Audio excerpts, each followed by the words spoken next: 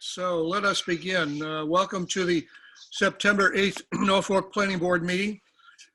As a preliminary matter, this is Walter Byron, the Planning Board Chairman. Permit me to confirm that all members and persons participated on the agenda are present. You can hear me. So members, when I call your name, please respond in the affirmative. John Weddleton. Yeah. Chad Peck. Hello. Gary Searle. I'm here. Okay, good. And with us also, we have our staff support, Rich McCarthy, Town Planner. Here. And Betsy Fajol, the Administrator. I'm here. Okay, so good evening. This open meeting of the Planning Board is being conducted remotely, consistent with Governor Baker's executive order of March 12, 2020, due to the current state of emergency in the Commonwealth due to the outbreak of the COVID-19 virus. In order to mitigate transmission of the COVID-19 virus, we've been advised and directed by the Commonwealth to suspend public gatherings, and as such, the governor's order suspends the requirement of the open meeting law to have all meetings in a publicly accessible physical location. Further, all members of public bodies are allowed to encouraged to participate remotely. That order from the governor, which you can find posted with the agenda materials for this meeting, allows public bodies to meet entirely remotely so long as reasonable public access is afforded so the public can follow along with the deliberations of the meeting. Ensuring public access does not ensure public participation unless such participation is required by law, but this meeting will feature public comment. For this meeting, the Planning Board is convening via the Zoom application. It's posted on the town's website, identifying how the public may join. Please note that this meeting is being recorded and that some attendees are participating by video conference. Accordingly, please be aware that all to screen share your computer. Anything that you broadcast may be captured by the recording.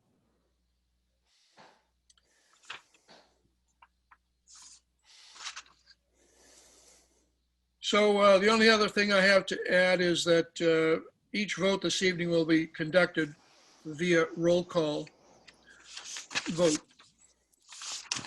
All right, with that formality out of the way, I think the first item of our business this evening is 6 Sherwood Drive, Dover Trucking, site plan and special permit for outdoor storage and earth removal permit. Initial hearing, we're going to need to read the notice into the record. Please, Gary. Okay.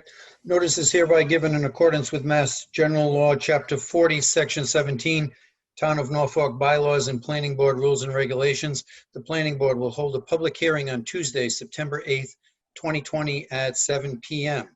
The applicant, Stephen Bassett of Dover Trucking Incorporated, 4 Sherwood Drive, Norfolk, Massachusetts, has submitted an application for an earth removal relocation permit for moving and stockpiling earth on site in conjunction with a proposed site plan. The property is located in the C1 off-highway zoning district, reference assessors map 19, block 76, lot 46. The plan and application are available for public inspection on the Town of Norfolk website, www.norfolk.mass.us, or call the Planning Board office to schedule an appointment. Very good, thank you, Gary. All right, so who's here to speak to Dover Trucking tonight? It's me, Sean Barry from Level Design Group in Plainville. I'm here to represent our client, Stephen Bassett, owner and operator of Dover Trucking. We previously filed and recorded a 81X perimeter plan. The goal of this was to erase the interior lot line between 4 and 6 Sherwood Drive, since the gravel storage yard is to serve accessory to his current business. We've also submitted the earth removal permit since the last meeting. Some changes from the last meeting and beta comments. The gravel storage area shrunk a few hundred feet to a current area of about 15,155 square feet. This is to accommodate the infiltration trench and berm width changes per beta group.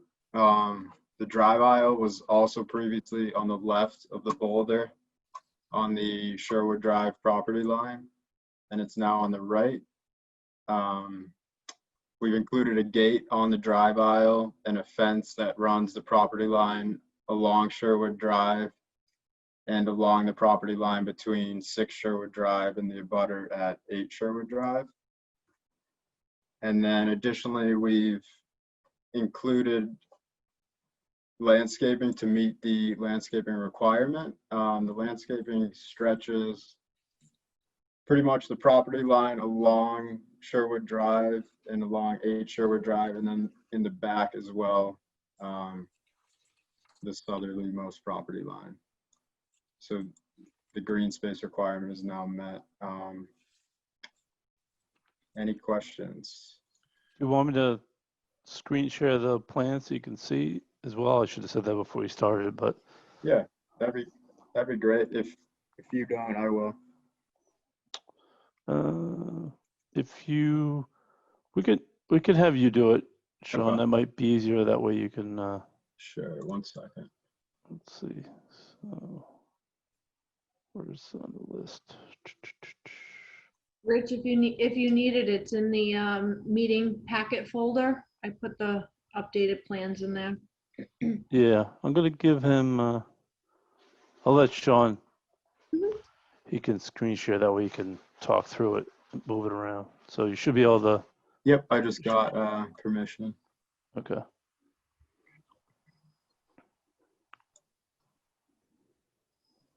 All right, can everyone see? Yep. Okay, great. So yeah, just to kind of visually show some of the comments that I just addressed. The gravel storage yard shrunk a little bit, about 400 square feet along this line right here. This was to accommodate wider berm widths to prevent washout and to meet the comments provided by Beta Group. And then if we switch over to the erosion control plan, as noted before, the drive aisle to enter the storage yard, before it was over here, but because this shrunk, we switched it back to the right. And then our 6-foot high opaque fence runs from this property line edge here to here, and then we end right here, so along the street and 8 Sherwood Drive. The fence also crosses here, so we have a gate along the drive aisle to enter from Sherwood Drive. And then we've added about roughly 7,000 square feet of landscape to provide area.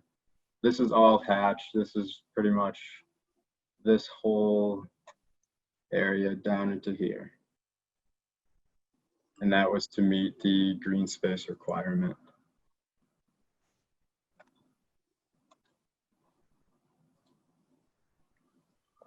Any questions? Let's see, these changes have been reviewed by Beta for us, I believe. Phil, do you have any comments? No, so one of the reasons that basin got bigger was to pull it away from the wells, the nearby wells. Yep. So we had to squeeze it in that corner. Yep. Yeah, but otherwise they've addressed all our concerns. Okay, good. All right, board members, any questions? There was a note in the Beta document about combining it with another lot and questioning whether or not that should be done prior to approval. So Yep. which adjacent lot is it attached to? Yeah, so if I show, can you guys see this plan of land? Yep. So this is the 81X perimeter plan we filed and recorded at the registry. I provided a receipt to Richard. This was to combine his current business, Dover Trucking, which is at 4 Sherwood, Okay. to 6 Sherwood Drive. So we're just erasing the interior lot line. Okay. Okay. Phil, are there any waivers on this application requested? Yes, we requested a traffic study waiver and then the lighting information and photometric diagram. Okay. One other question, Walter? Go ahead. On the earth removal, the Yep. 580 tractor trailers of dirt coming out of there. you have a path where it's going to be removed to and a destination? That should be coordinated with the Department of Public Works. You don't want to go into a residential area. Right. And secondly, on the earth removal permit, is there an expiration date for this? Seeing the problems we had in the past up at Silver Ridge and a few others.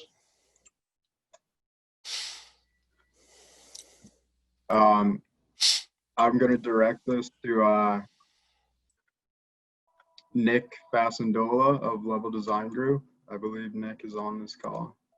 Does anybody have the earth removal actual permit in front of them? I can dig it out, John. Yeah, I could find it as well.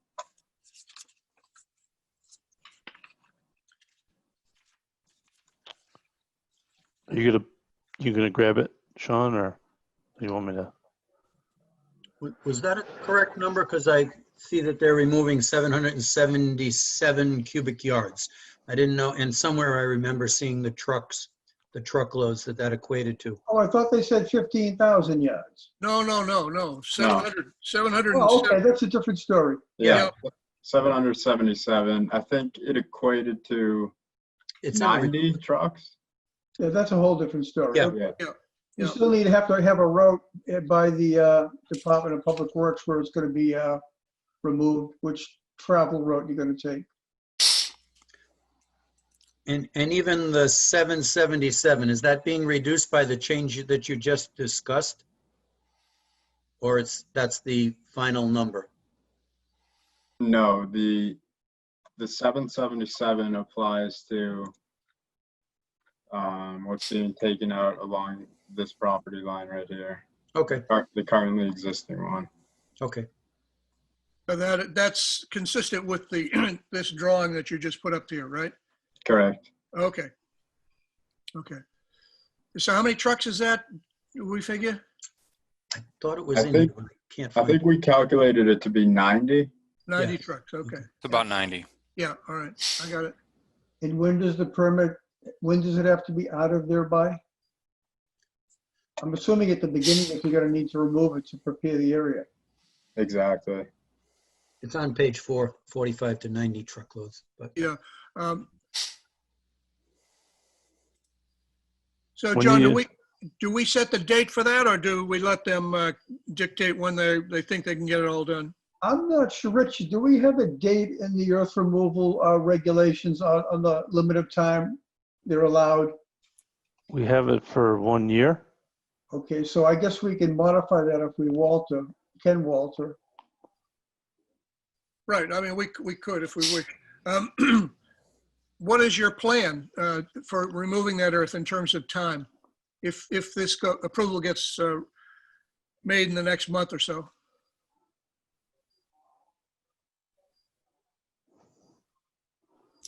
Is Steve there? Or Yeah, I was gonna direct it to Steve, but I don't see him on the call. he's there? He was here a minute ago. Oh, what? Yeah. He's muted. He just needs to unmute himself. Okay. I just unmuted. Am I here again? Yes. Okay. Yeah, we were just waiting for approval. And then for that, we're gonna try to get right on it before the ground freezes up. So that was kind of our time frame, but we weren't sure when we were gonna, receive approval to do this. Right. Well, it seems that we're moving along quickly here, and we probably will have a decision for you to be signed at our next meeting. Is that right, Rich? That's correct. Yes. Assuming you, In early October, you should probably anticipate approval. Okay, well, and we were making sure this was gonna be final. My contractor, he said before we make sure that the plans are approved by the board for making decisions on our own here. Yep. Understood. Speaking of the plans, is any further questions on those plans from board members? I had a question about the fence. You mentioned there was an opaque fence in the front and then along the one side. What's going on in the back? We don't have a fence in the back currently, but this is all woods here. So the main reason we didn't put one was because there's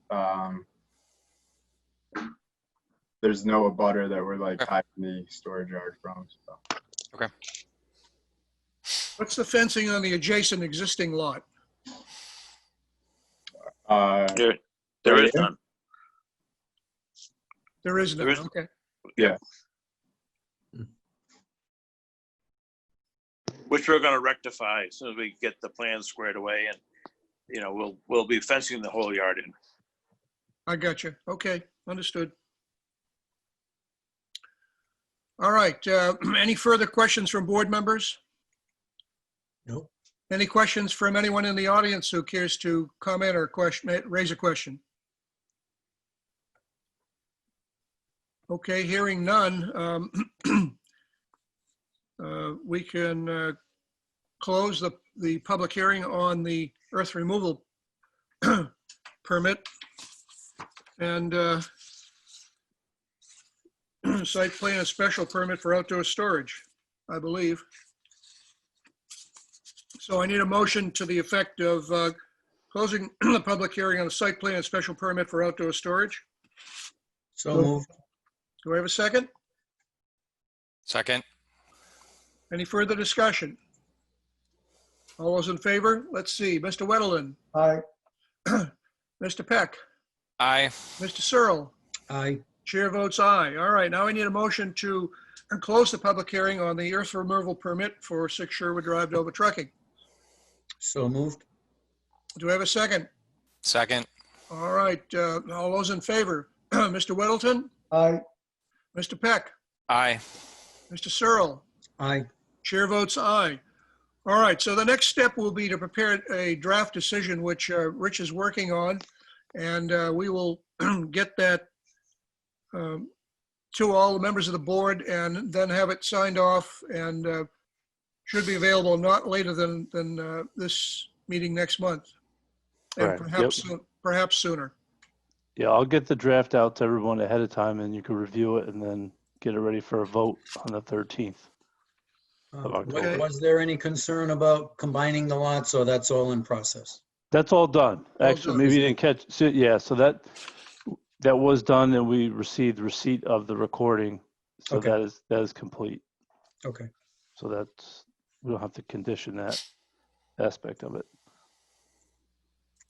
Okay, thank you very much, fellas. And we'll see you next meeting for a vote on the decision. Sounds And great. thank you. Thank you. Thank you very much. Thank you. All right, our next order of business is to review minor modifications to 360 Main Street, Camber Coatings site plan. Who's here to speak to that?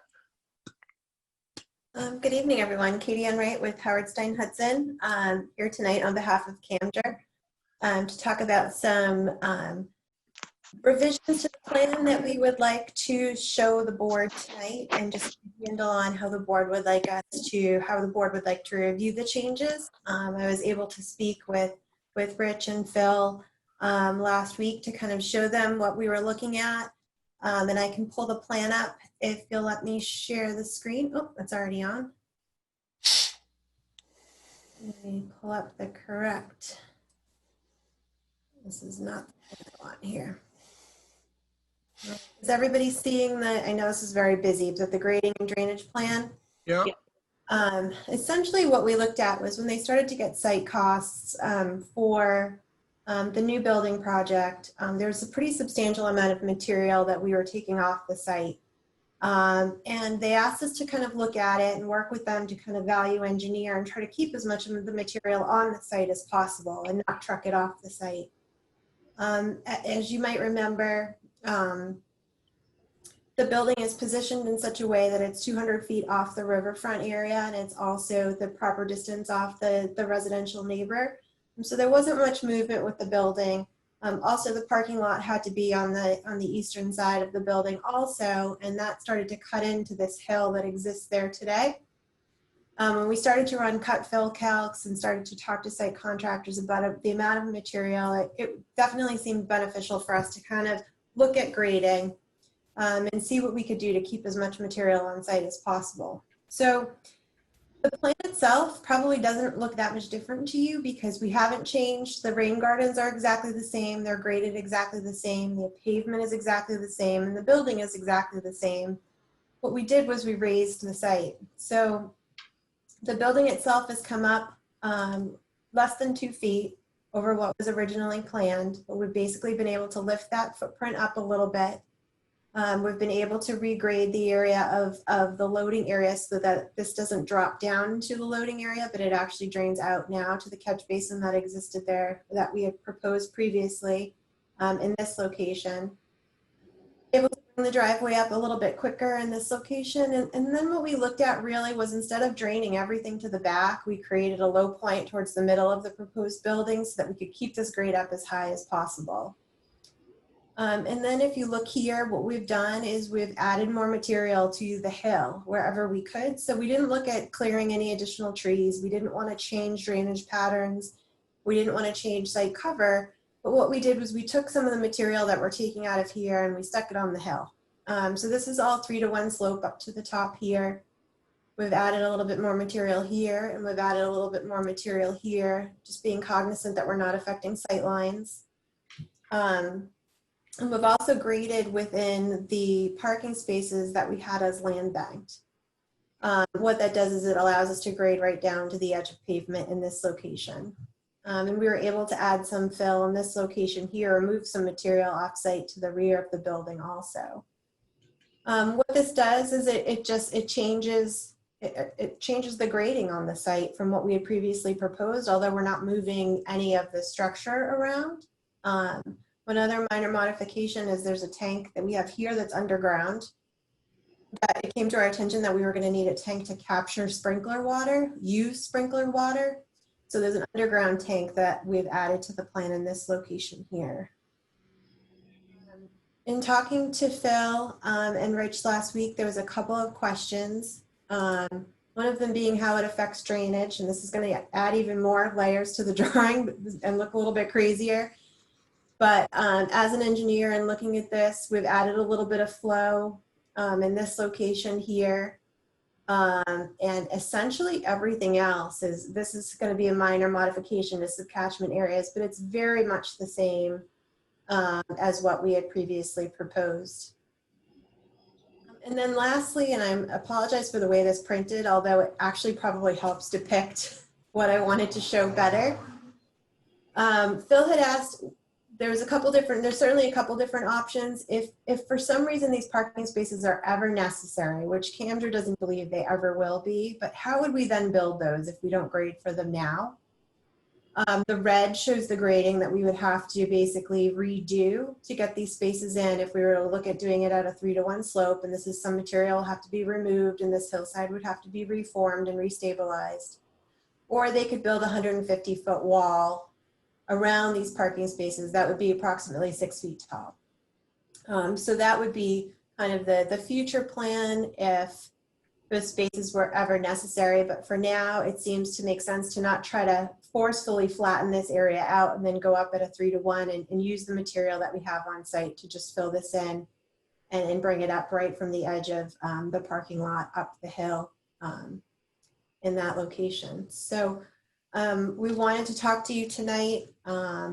We weren't sure if this was, we haven't had the plans signed by the planning board yet. We weren't sure if this was something that could be done, you know, as a modification where we're still in that process of getting the plan signed by the planning board, or if there would be some sort of formal process, whether this would be a minor modification or a major modification. But Rich, please step in if you have any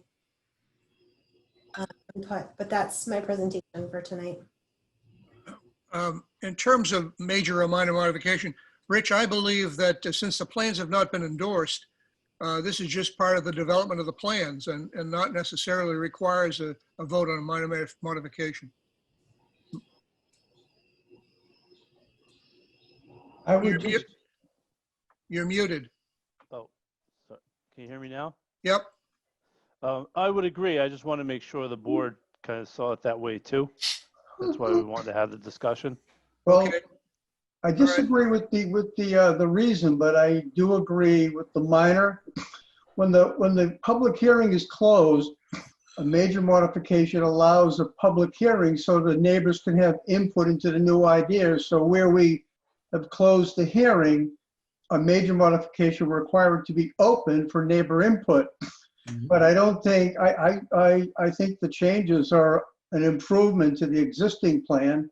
And I don't think anything here really warrants a neighbor being interested in these small changes. So in that regard, I would consider this minor.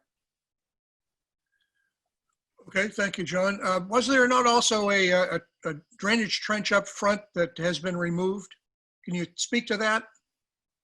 Nope, so we had, right, so we had a trench drain here at the location of, actually, some people are trying to be admitted to the meeting because I must have power right now. So I admitted them. There was a trench drain here at the location of the loading dock because we had dipped down to this location in the previous. Right. But now we basically are just letting the water flow to this catch basin so that we don't need that trench drain any longer.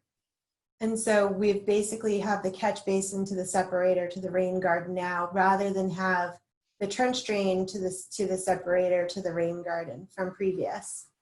Thank you. All right, John has correctly told us that we had closed the public hearing and therefore we need to consider whether these are major or minor modifications. John's view is that they're an improvement and from his perspective, a minor modification. Are there any further questions on that point from the board members? No. No. Okay, then let's see.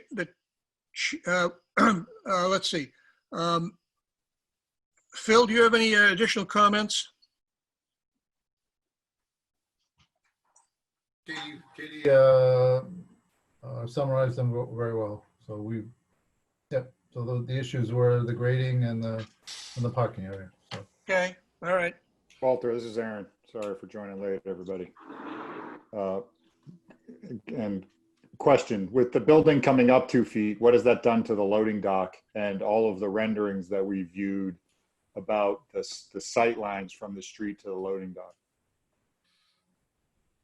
Right, so all of the, I believe we ended with a fence here and also some shrubs along this side. So those will still get significant in height certainly as they age. But it has brought this area up. I believe it's not a full 2 feet. I believe it's about 15 inches is what we ended up being able to bring this up. And so this grade pretty much stays the same, but instead of dipping down slightly, it actually dips up slightly here. So it shouldn't change the rendering significantly from what we showed before. So the loading dock door, the building, et cetera, have come up 15 inches. Correct. But none of the screening or any of the berming has changed accordingly. Let me think about that. No, it has not. But I mean, certainly if you want us to look at, we could bring that up a little bit and bring these grades out in this corner a little bit to raise those with the loading dock slightly too. Well, I want you to move the loading dock around the side of the building. Let's not get into that conversation again. But, yeah, I mean, we spent a lot of time looking at that.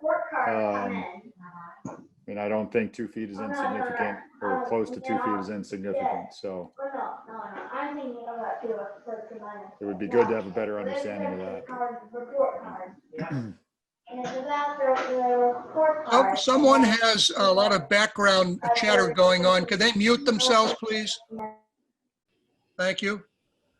Okay, Aaron, keep going. I think I'm done, Walter. I don't All right. I don't know if I want to hold up the process to, I'm not going to ask him to re-render everything, I guess, at this point, but I don't know. What does everybody else think, I guess? Yeah, well, as I heard the description of what the changes were, one of the changes was an increase in the height of the berm or the hill, if you will, down toward the street there, which would also add a little bit of blocking view. Correct. This is new here. This wasn't as as substantial as previously designed. So this is pretty significant as far as the view shed of the building while not still affecting the sightlines. This has come up, sorry, a car just went by very loud. This has come up pretty significantly over what it was before, this corner here. All right. Any further questions from board members? No. Any questions from persons in the audience who wish to raise an issue or ask a question? Well, hearing none, then Chair will entertain a motion to consider these changes minor modifications to So the moved. site plan. So moved. Do we have a second? Second. All right. Then those in favor, Mr. Whittleton, Aye. Mr. Peck, Aye. Mr. Searle, Aye. Mr. Hunt, Pause. I'm gonna, I'm sorry, Mr. Hunt, would you say Aye. that? Aye, okay, fair enough. Chair votes aye.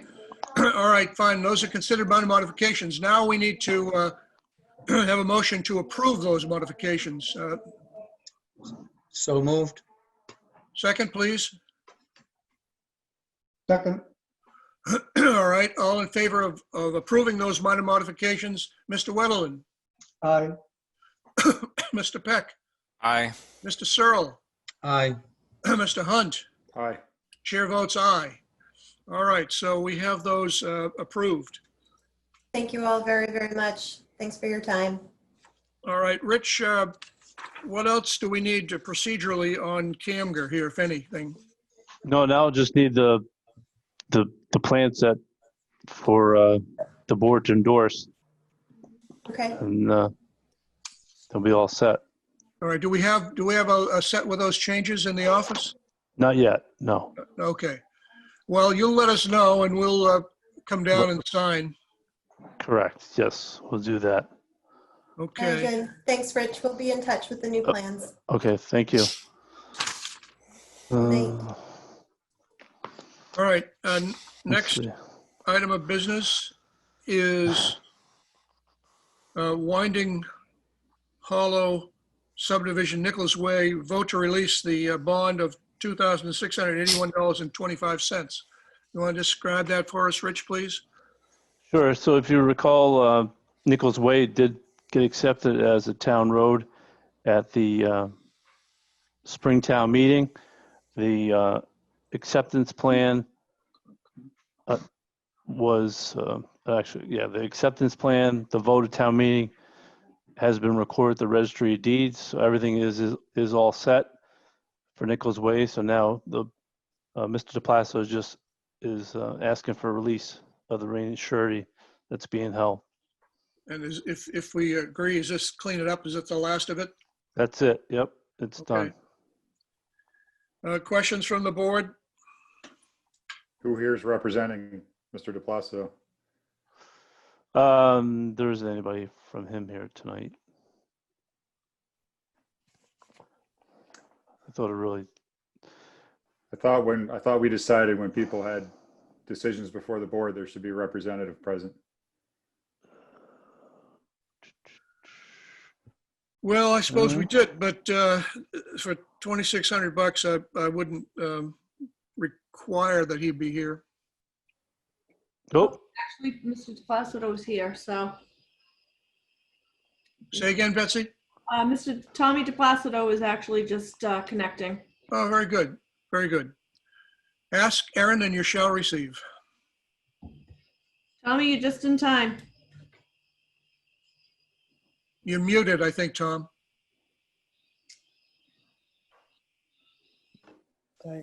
I'm sorry, I had a little bit of difficulty with my internet access here on this. If actually we're completed with Nichols Way and the street has been accepted by the town at town meeting, it's been recorded, the as-built plan's been recorded.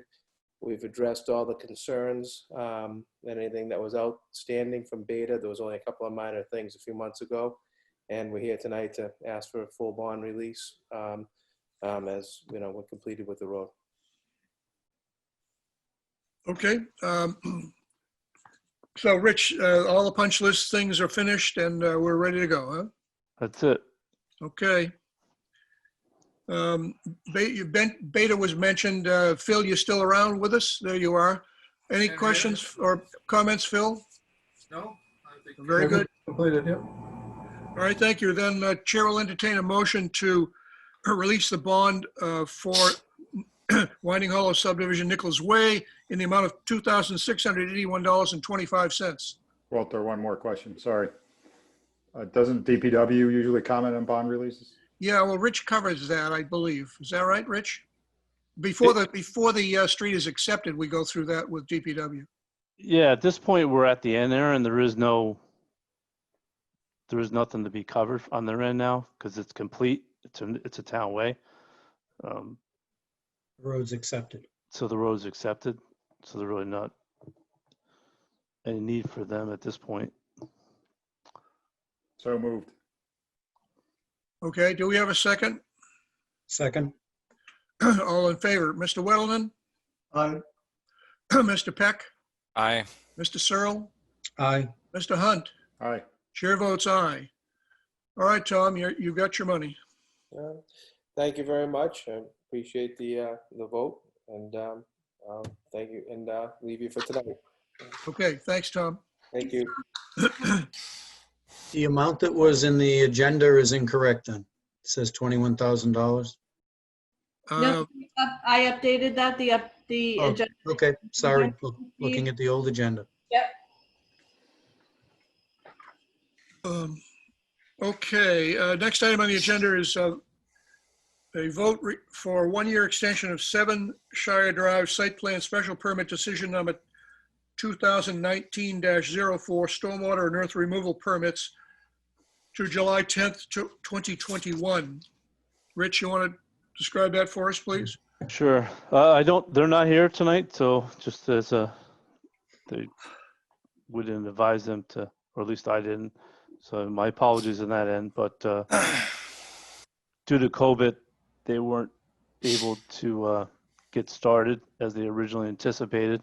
So they're looking to have their permit extended to hopefully be able to start within the next 1-year calendar timeframe. Rich, is that the project that has the easement through the left-hand side to the back? No, it's the next one up from that. The one that has the easement is 5 Shire Drive. This one's the next one up.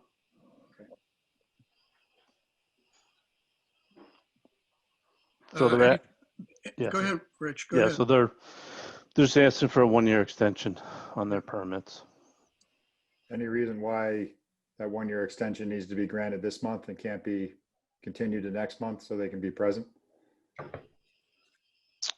No, it actually technically expired in July. They got a grandfather with COVID, Betsy? Do they have a grandfather with COVID? The request actually came in, but I had forgotten to put it on the last agenda because of personal reasons. No, what I was saying is, do all permits now automatically get extended because of COVID in the state? I don't know, Rich, do you know the answer to You know that? what? Yeah, I know what you're asking.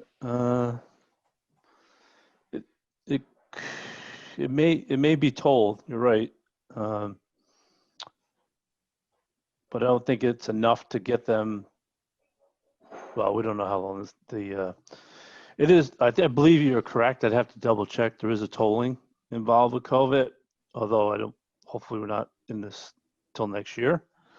But I know in the 40Bs, yeah, you could extend up right through the end of the year, can't you?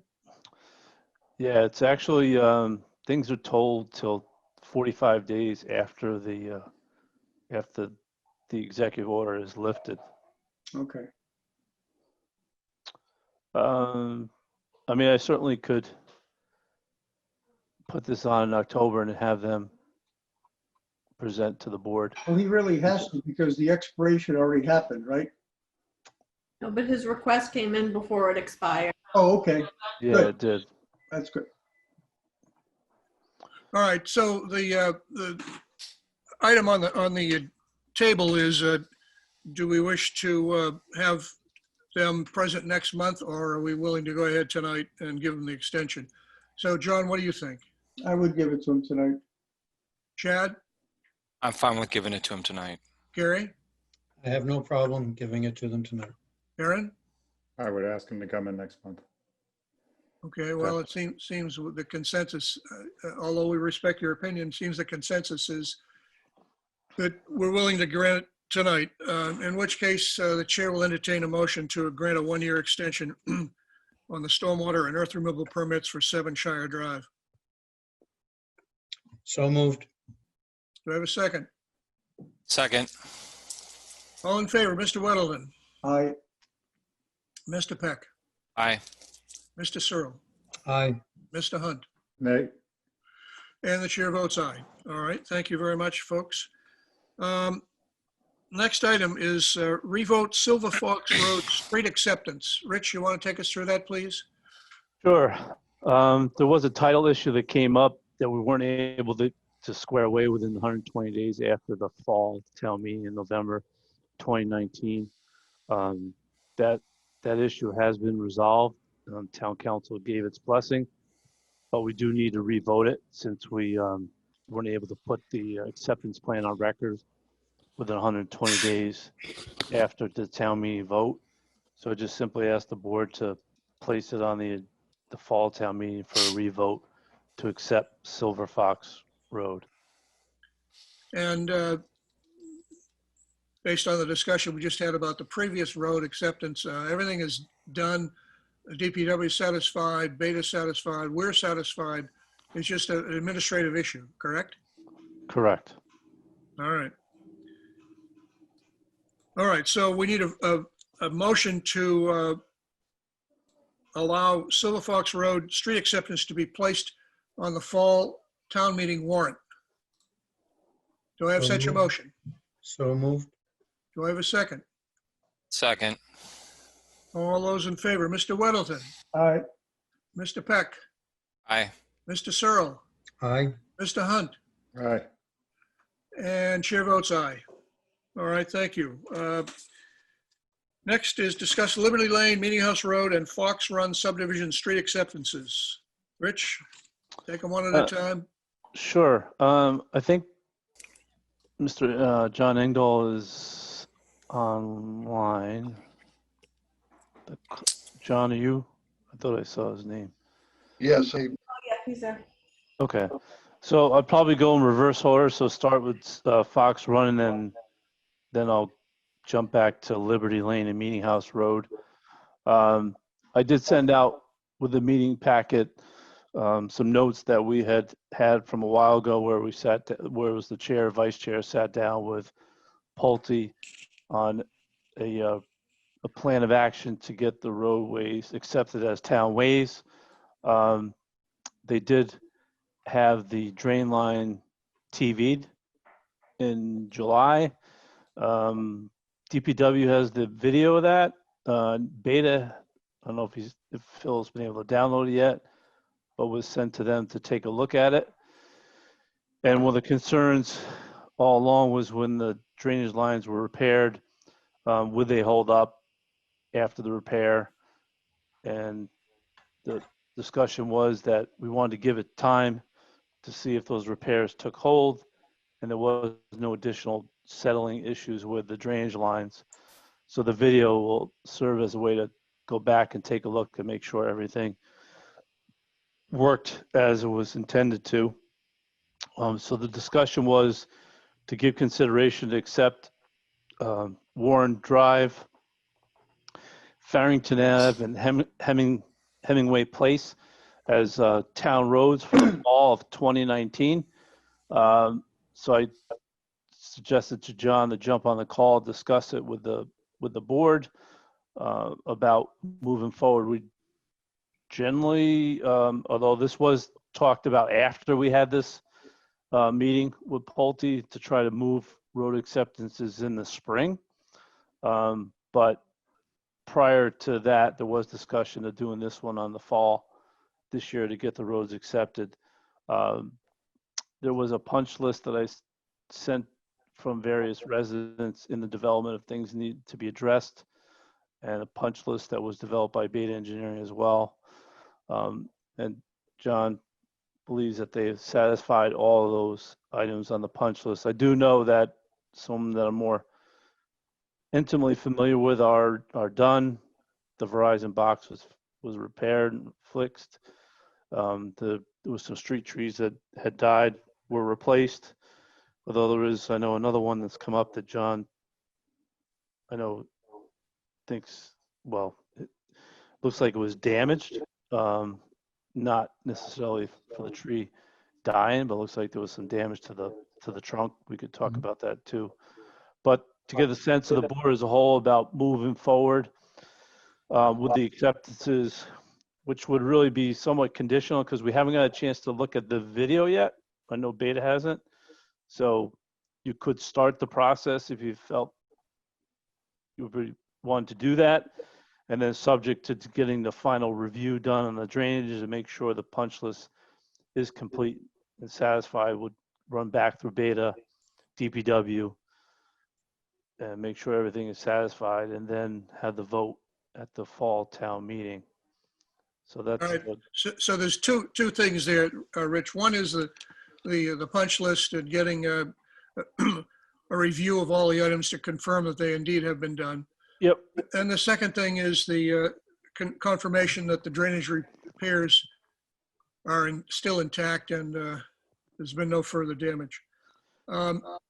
So one approach that we could take, which you're suggesting, is we could vote tonight to put the street acceptances on the town warrant conditional to both of those items, the punch list and the drainage review. And then at the next meeting, we could confirm the punch list completion and hopefully by that time be able to say that the drainage repairs are complete and still intact. Or if we find that they're not, we could withdraw the street acceptance article from the warrant at that point. Is that correct? Correct. And then the select board will have to hold a public meeting for the acceptances, and we'll refer back to the planning board for their recommendation as well as DPW. So there'll be time, that'll be part Okay. of that process as All well. right. So that's a proposed plan of action here. Comments from the board members, please, on that proposal. Yeah, couple things. First of all, I am no way in favor of approving this conditionally without looking at the films. Having been in this project since we discovered the missing drainage, from day one, this was between the Department of Public Works, the selectmen, and the planning board at the time. If this method was taken to fix these pipes, which was never done in New England, there was going to be some type of a 5-year guarantee. And to be the street to be accepted in the meetings Rich was at, I think you were at, Walter, too. We're talking about some type of an insurance contract to remain the balance of the 5 years from when we accept it, to make sure these pipes do withstand the test of time. If these pipes crack or start to submit water, the town is in for an enormous bill. Anywhere in the range from $500,000 to over $1 million is a substantial thing. And it seems like my suggestion when the attorney was there for Pulte of this insurance contract is something to give us coverage if these start to break, seems to have been dropped. And it happens all the time in town government, things get dropped. This is a real substantial problem. They saved a fortune by doing this method. Again, the method was done down south in Florida, not in colder climates. I'd be happy if the first 2 years show no leakage, which would be super. But I go back to the same thing, and I think the members of our planning board that we talked about this at that time would all speak up. We need assurances for the town that for 5 years, these things are going to stay put. And I think John remembers all of this. The attorney that was with him did, and one of the Pulte managers. So I'm still on that vein.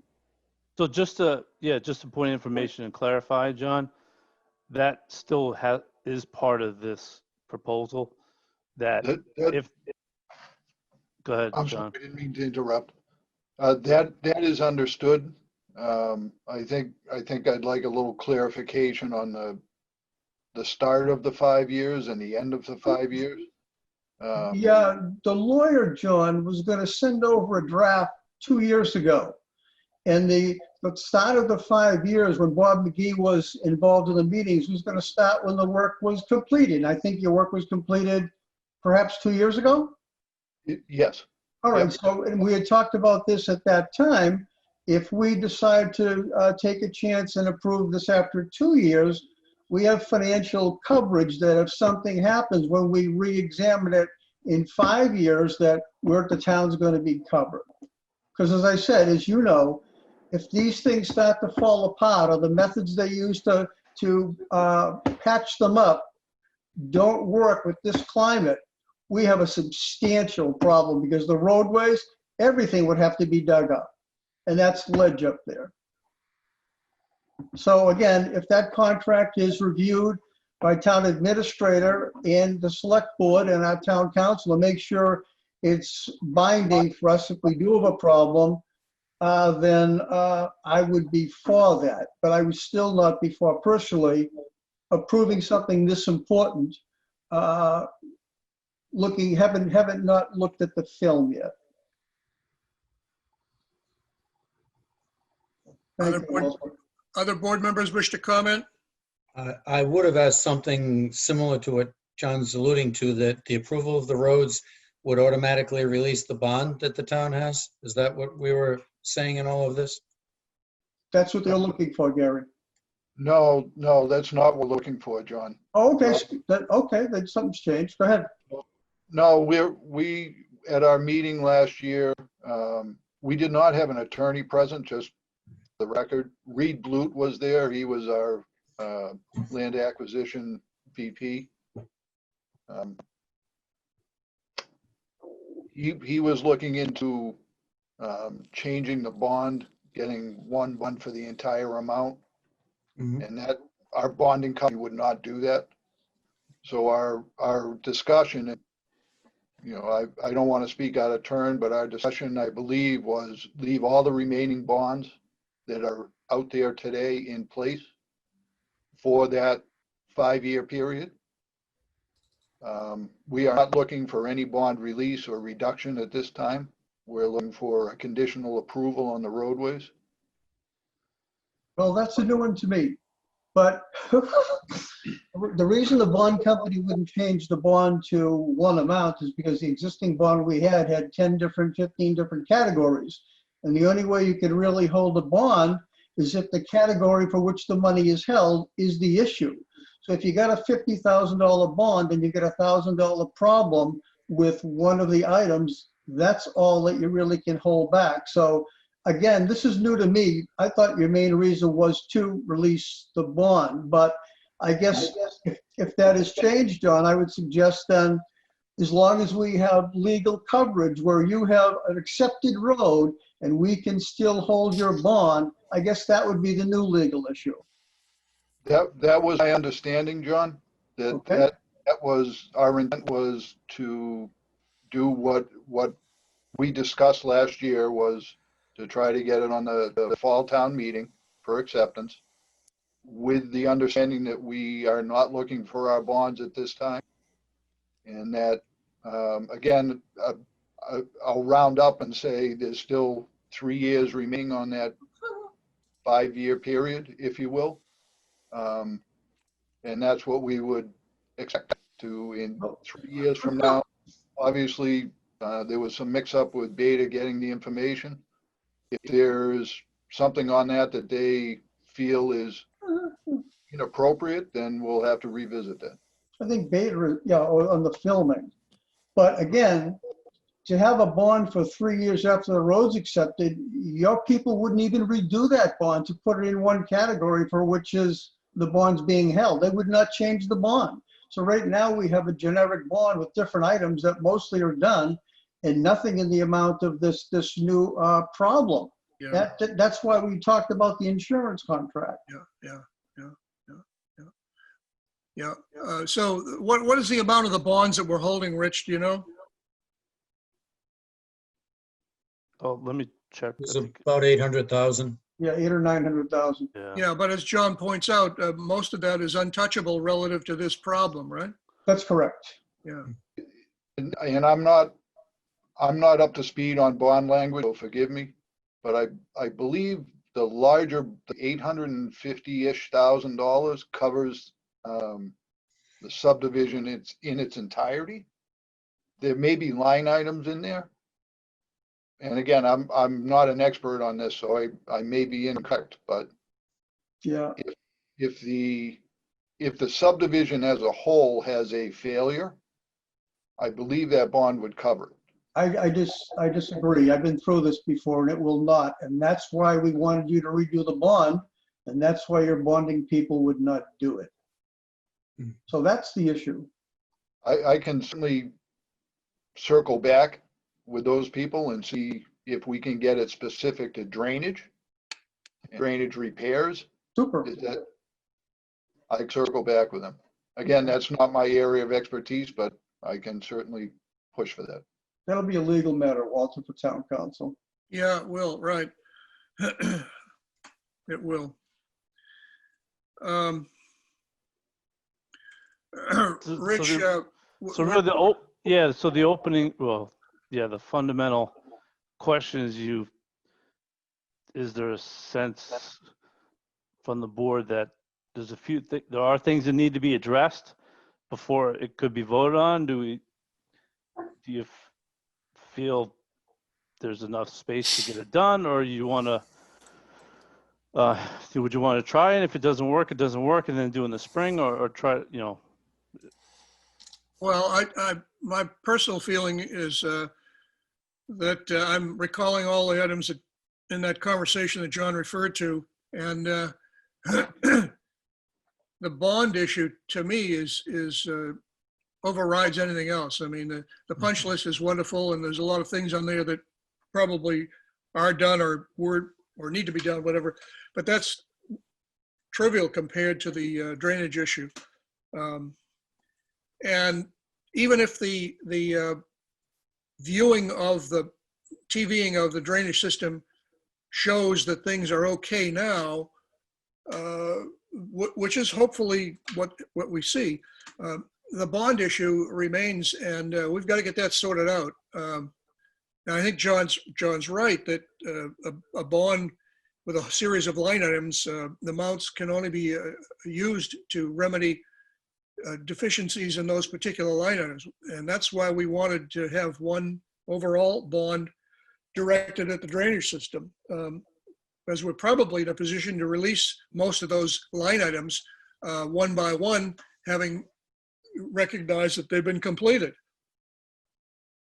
So maybe a slight variation would be the meeting on October 13th to have an answer on and really the bond is probably the bigger, I mean, unless something shows up significant in the video, but have an answer October 13th for the bonding question. You could put it in right tonight just as a placeholder, but ultimately it the answer on the bond has to be done by the 13th of October. Yes. Well, that really puts it on the board to decide whether they want to even put a placeholder in the Yes. warrant. No, I understand. So let's see, just a test of opinion. John, you want to put a placeholder in there and deal with it in October? Absolutely not. Okay, Chad? No way. Yeah, Gary? Is there a missing element from legal review, or we don't need legal review here? Well, we do No, we need do. legal review of the bond issue. Okay, and we don't think that will be done by the next meeting? Don't know. Aaron, what do you think? I think there's too many unresolved questions and issues to be voting on approving something without all of the questions answered. Yeah, that's kind of where I am too. So I think if we're going to vote on it, Rich, we'll do it all at the next meeting, assuming that we can get some clarification on the bond issue. Yes, but just I think I heard you all right. I mean, it's you can, but it's not going to be on for November though. So be it. So be it. Okay. No, I just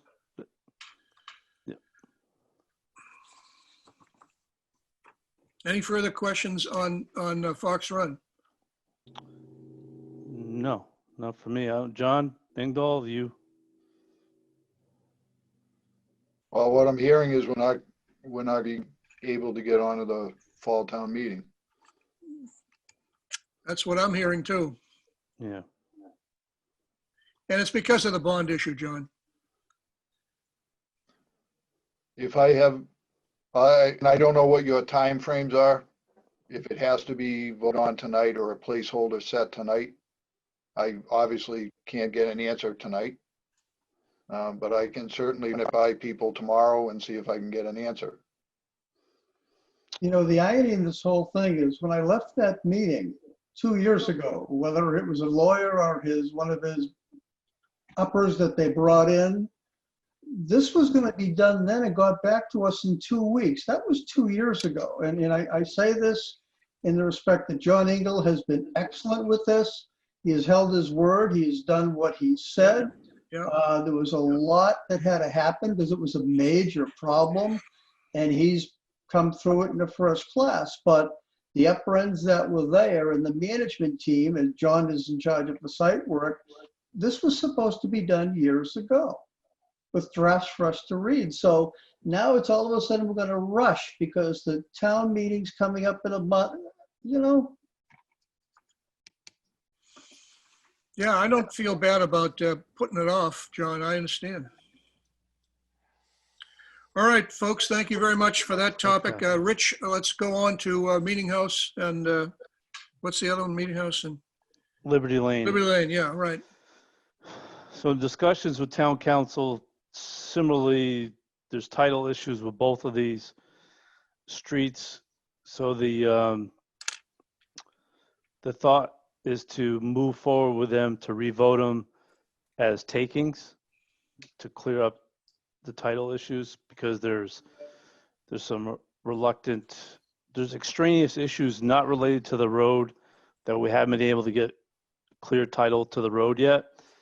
And so the thought being that these are important roads that should be town roads. They're really essentially utilized as them right now to proceed at the fall town meeting as a taking to override the title issues that we're having.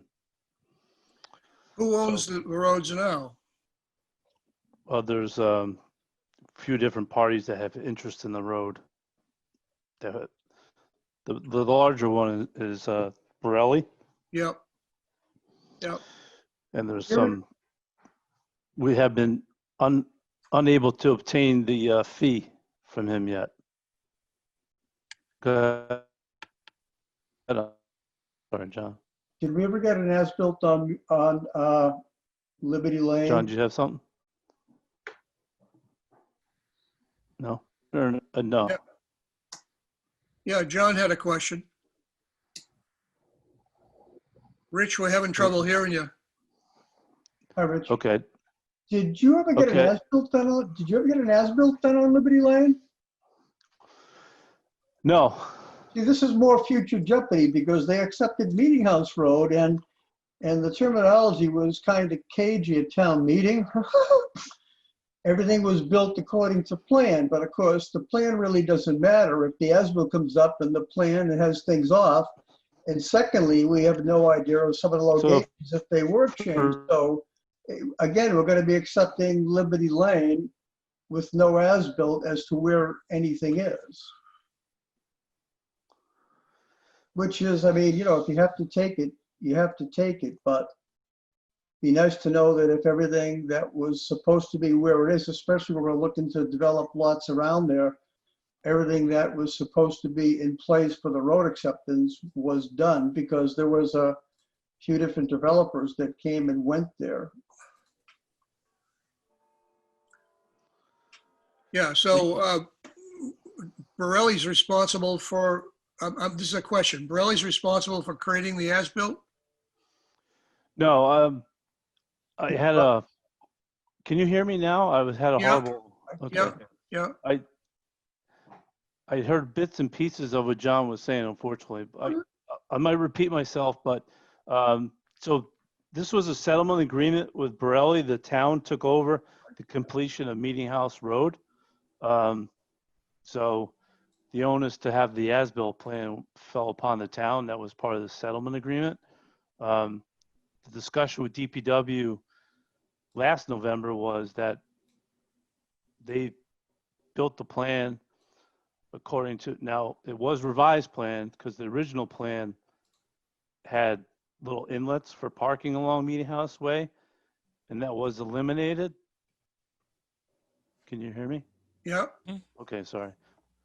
So John, yes, no, we do And not. before your time, Rich, the plan was rectified a few times. It was rectified by the Stop and Shop lot in the back section by Meeting House where they swapped land to put a quadrant in. They were going to have their tractor trailers turn around there. Mm-hmm. And that's right over where the drainage is too. So I'm not sure what the town wants to do as far as taking that without knowing, or at least checking what's there. The So town could also do an as-built themselves. They could. They have. I'd have to ask. I could It's see a if little late now because Borelli's already gone. At least if you did an as-built, if there was something wrong, at least you'd know before we start developing the center of town. Fair, it's a fair point. I don't think DPW had intended to have an as-built plan done. I certainly could check it with them. At least leading up to last fall, they hadn't intended on having an as-built plan. They were accepting it as modified, the way it was constructed by them to complete it. The issue, like I mentioned to you, we don't have the deed from the property from Borelli, and it hasn't voluntarily given us the deed for the road. So the option is to move it to town meeting as a taking. He could still voluntarily give the deed over to the town, but last year when it was voted on, it wasn't voted on as an option, having done as a taking. So we didn't have that opportunity then. So the thought being is to try to revote it this year. That land involves a lot of easements on private property. There is a pumping station, there is drainage, there are water lines, there are more drainage, and that's on the lots across from Walgreens and the Stop and Shop. You got a whole bunch of easements with activity underground there. There's an enormous drainage section on that lot on Liberty Lane there. It's on Main Street. So you just like to know that that's all done. I don't necessarily disagree with it. I can, for discussion purposes, reconsider it, and I can have DPW report. We can have them both report back in for the meeting in October. I guess at this stage, Rich, it's really a management thing for the town. I mean, they took the land, so if they decide they don't want to do an as-built, then that's their prerogative. It really is out of our hands, right? Yeah, yes and no. I mean, you do have to make a recommendation as part of the process. So I certainly don't want to say your thoughts don't matter, right? It's just I haven't, it's been a long, not a great history on this property. Well, yeah, Erin tells me we're going to be developing down there pretty soon, so I want to make sure we get going. You don't find issues what's on that double lot on Liberty Lane and Stop and Shop that brings everything to a halt. And that could be the case because there's a lot of stuff going on in there. You like at least to check there and make sure what should be there that's on the plan really is there and connected and working. I think at least that would help. Yeah, so I think to that point, I can have DPW kind of weigh in the water department as far as what's under the ground and what's constructed. not necessarily, short of having an as-built plan. But also, let me ask them about getting an as-built plan. We're still holding some money, so maybe I can get an as-built plan prepared as well. From But at Borelli? least, no, it would be the town. Okay. They would have to hire the surveyor to do that, but at least it's at least to try to maybe give it another shot. But if you choose not to, we certainly we could wait till the spring. I just Well, let's see, let's separate the issues. The first issue you're trying to accomplish is to take possession of the road, and that's sort of independent of whether there is or isn't an as-built plan. We certainly need an as-built plan, and I support your attempt to get one out of DPW. If that was part of the agreement between the town and Borelli, then DPW owes us an as-built plan. But as far as the title issue is concerned, I think we ought to proceed personally to try and get the road title by taking. we could actually, so we have the plan on record. We do have a plan sufficient enough to have a town meeting vote. It's not typical, it's atypical in where we don't have an as-built plan. Then that's what we did last fall. So we have the layout, which is referenced in the town meeting vote, and the as-built plan is really for our information. Yeah. For where the utilities are and Yeah. so forth. So we could theoretically go down the same path, and we could pull it. Again, it's on us to really carry the ball here. It's a town. The developer's really out of the picture in so much as getting this done. It's fallen on the town to try to. Right. Okay. So I would support pressing ahead with the issue of trying to get title via taking.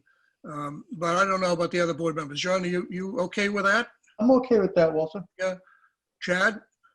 I think that makes a lot of sense. I think we need to get the take, and then it is up to the town to decide how they want to proceed with either an as-built or not. I mean, Yeah. but I think it would behoove the town to at least get some clarification of what's there. Yeah. So we don't, just like John mentioned, we don't want to have problems down the road. No pun intended. Gary? Yeah, based on where we are, I guess it's the best path forward. Aaron? Nothing new to add. Okay. All right, then administratively, Rich, what do we need to do? So if you could vote to recommend for Liberty Lane, town to reconsider voting to recommend Liberty Lane and Meeting House Road for acceptance. Subject, I certainly would recommend your vote be subject to satisfying the acquisition of the title, and then also not contingent upon an as-built plan, but strongly recommend an as-built plan to be prepared. Okay, sounds like a motion. Anybody wish to make that motion? So moved. Unless you want me to restate it. No, I think Betsy can pick it up from the tape. Okay. Do we have a second? Second. All right, all in favor of that motion, say aye. Mr. Weddleton? Aye. Mr. Peck? Aye. Mr. Searle? Aye. Mr. Hunt? Aye. Chair votes aye. All right, Rich, so we can proceed down that direction. Okay. All right, next item is subdivision completion updates, Frederickson Road and Bristol Pond Estates. Rich, again, it's up to you. Okay. I do see Ron online. Did you want to provide Sure. your own update, Ron? Bombi? There he is. That's up to you, Rich. Whichever way you'd like to handle it. Be more than happy to if you'd like me to. Yeah, why don't you? That's All right. So the last couple of weeks, I've replaced I replaced an additional 10, 11 trees, something of that nature. Mostly pin oaks that were dead. At this point, I have one tree that's questionable whether it's the right size. The homeowner would like to have it replaced with a bigger tree. And I have two trees that are questionable whether they're going to survive. That is on lot 9.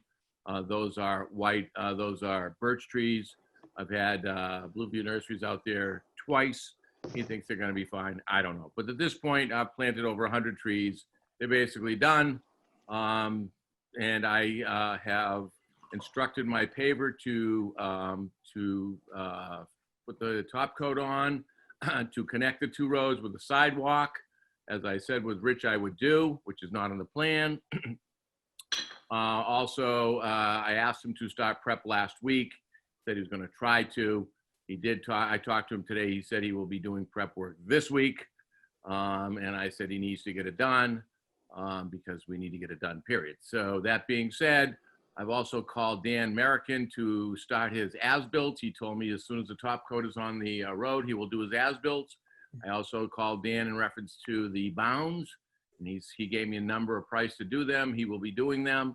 So once the road is top coated, the sidewalk's top coated, and the additional sidewalk is added, we will at that point do all the as-built, do the bounds. I'll do the cleanup, the various items, because it'll be positioned perfectly timing-wise.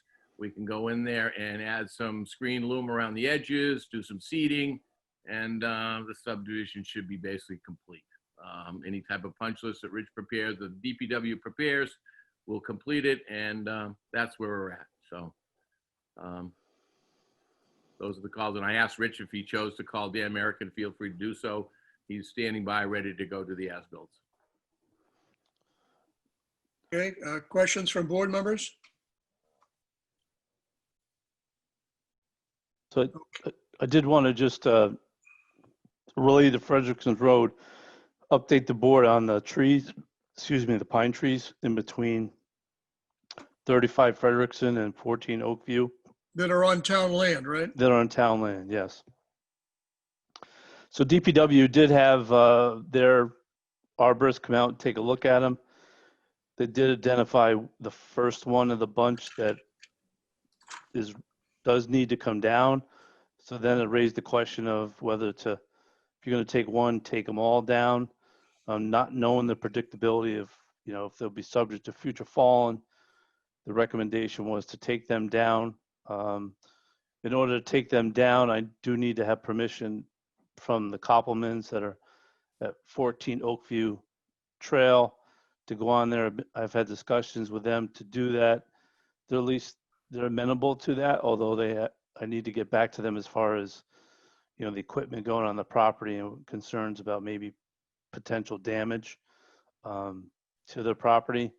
So I'm waiting to hear back from DPW. I'm presuming it's a crane because they're very tall pines there, and I'm presuming they're going to need to go into their yard. So they're trying to do some yard work. So I'm trying to logistically coordinate all those things, but the town, going through town DPW and the administration office, the decision was to take them down. And it is on town land.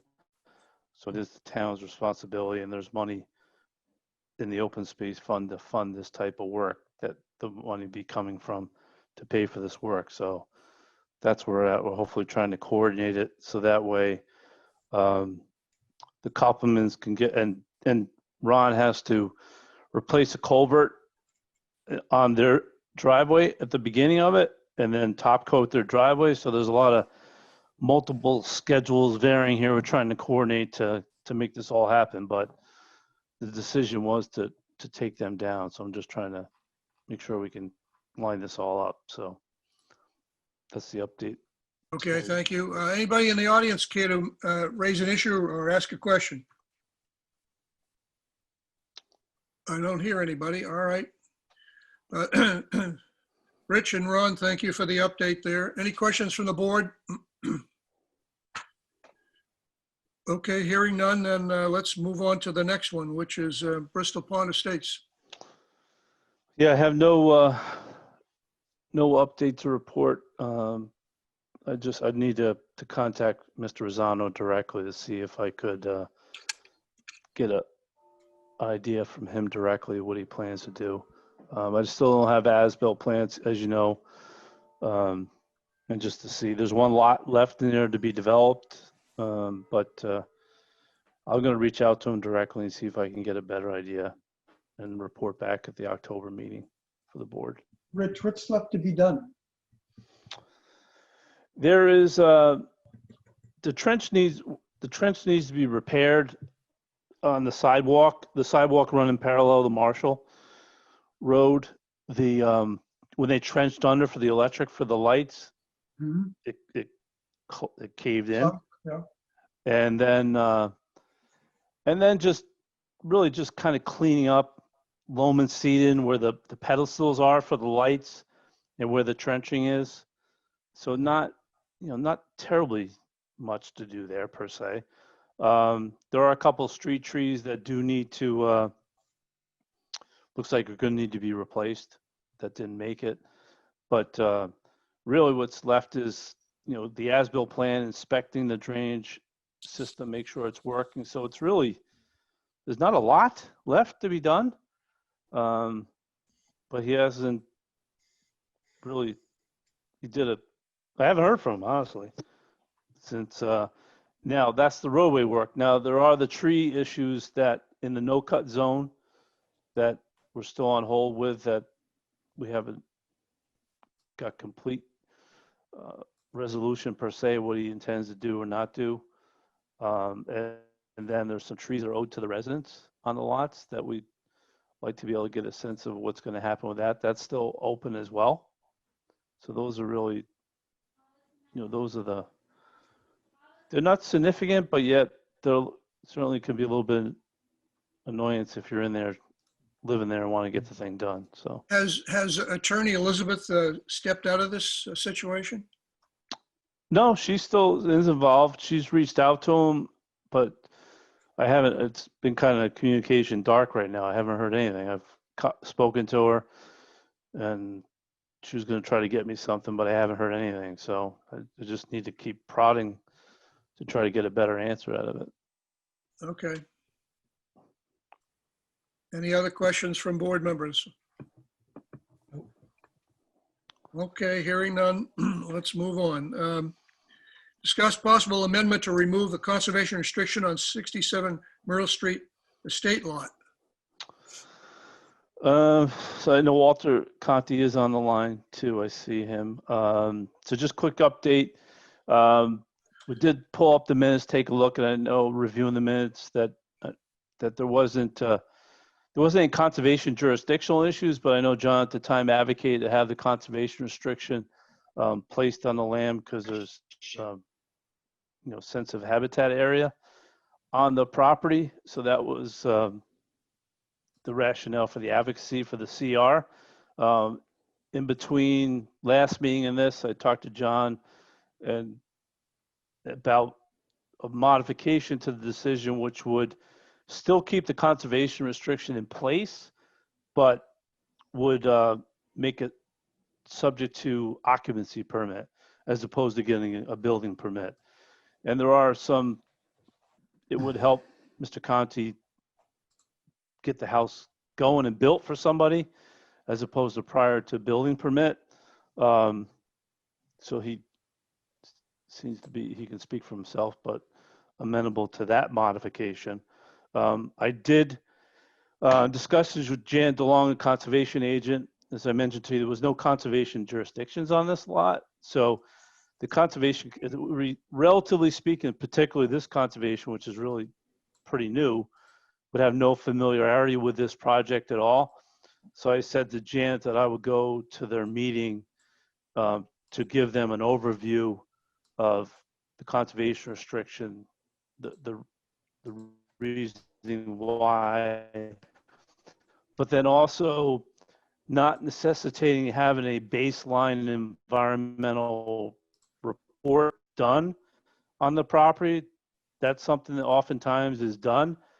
Mr. Conti felt that the purpose of this is really just preservation of the additional protection on the land for no further impact to resources. The woodland, the woods that are there, the habitat that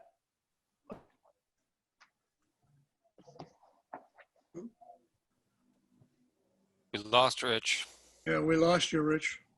You're muted now. oh, you hear me? Yeah, Oh, sorry about that.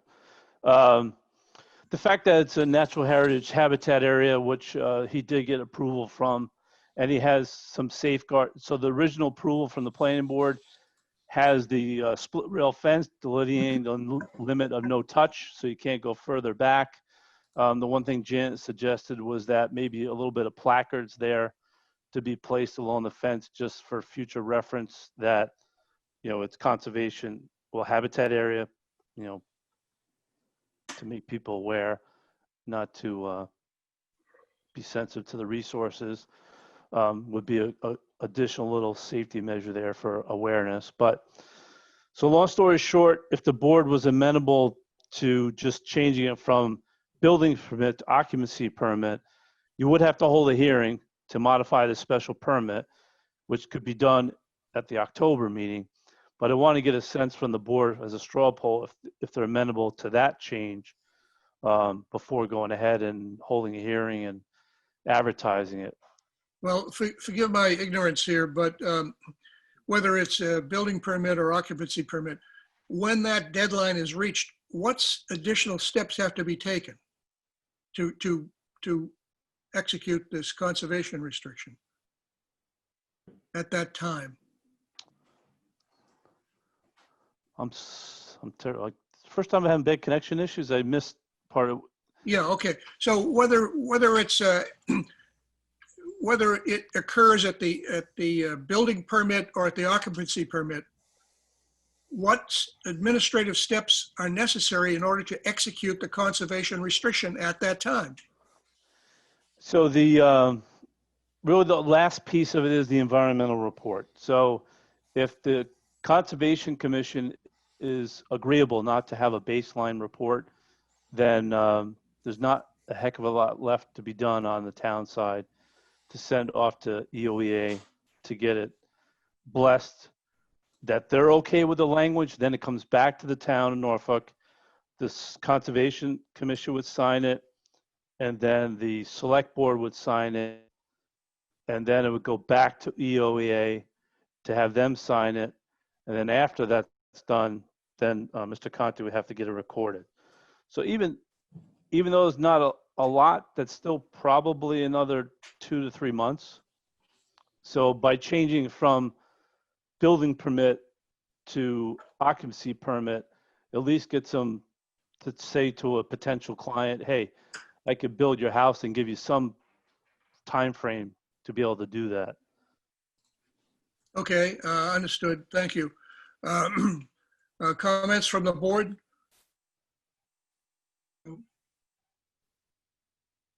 Okay, Mr. Conti, Yes. comments from you, sir? No, I'm in favor of that. Like I say, it's just a long run-out process, and I just can't move forward without getting the way the special permit is right now. I just can't move forward with the project. Gotcha. Okay. All right. Rich, give us the appropriate administrative language that we should propose to approve here. Well, you're not going to do anything tonight. This is just to get a sense of the board if you're okay with that, and then we'll have to hold a hearing in October.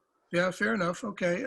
So I'll have the language for the next. So we'll have to hold a public hearing, vote to modify the special permit. Yeah. To change the condition, which would be, I'll give you something in between, but essentially. Well, Rich, if I could jump in real quick. Sure. I mean, I think we need to be careful how we modify the language, right? I mean, the restriction was put in place on purpose, right? It was to hold the developer to something.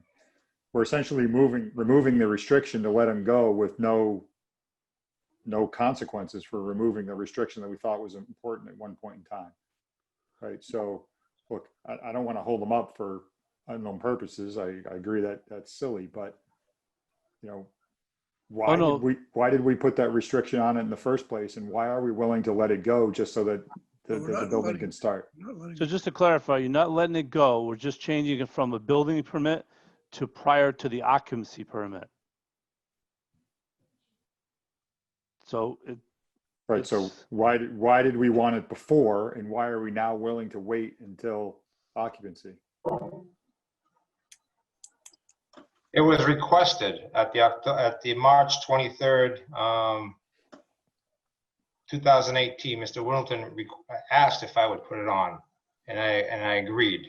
I didn't understand the time frame that it would take to do it. I actually don't either, Walter, because of my 9 years on the Conservation Commission. First of all, there's never been an environmental study done, never. This thing simply is drafted up by a lawyer and sent to the state. And once the state signs it, the Concom signs it, and selectmen, you're done. Yeah, no, then the state has to sign. But like I said, I mean, Mr. McCarthy's been on the emails. I'm not making this stuff up. No, he's not making it up. So when we, John, and the board members to clarify, when we got the comments back from the Executive Office Environmental Affairs, they asked about having a baseline environmental report. I think it was environmental, but a report to then reference with the conservation restrictions. So I don't know, there might be somebody, up at the state level that's reviewing things that was, different than the past, but that was something that they asked of us. In this case, the conservation restriction would be held by the Conservation Commission. So that's why I got to ask the Conservation Commission if they want to have this baseline report. If they don't, then we don't. And then he goes on. So it's really kind of a new thing that I learned myself. But in the meanwhile, we've changed the restriction, and the project has gone forward without a full understanding of its impact on the conservation area, right? So say the project's built and then someone on the Conservation Commission decides that there's an impact that's unacceptable, then what? Well, as I heard Rich say, the sequence of things here, he would go before the Conservation Commission and clear that issue up before the October meeting, when we would presumably vote to change this. Yeah, so when this estate lot was approved, there was 2 other Form A lots. So there was the estate lot, 2 other Form A lots. Those 2 other Form A lots were built by Mr. Conti. Those houses, I believe, are sold and occupied now. This is the 3rd of those lots to be developed. So he's left essentially this one to the last one. And now he's turning to this estate lot. So when the estate lot was originally approved, the CR was put in place now, and was advocated by John, and Mr. Conti agreed, the planning board agreed, put it in place.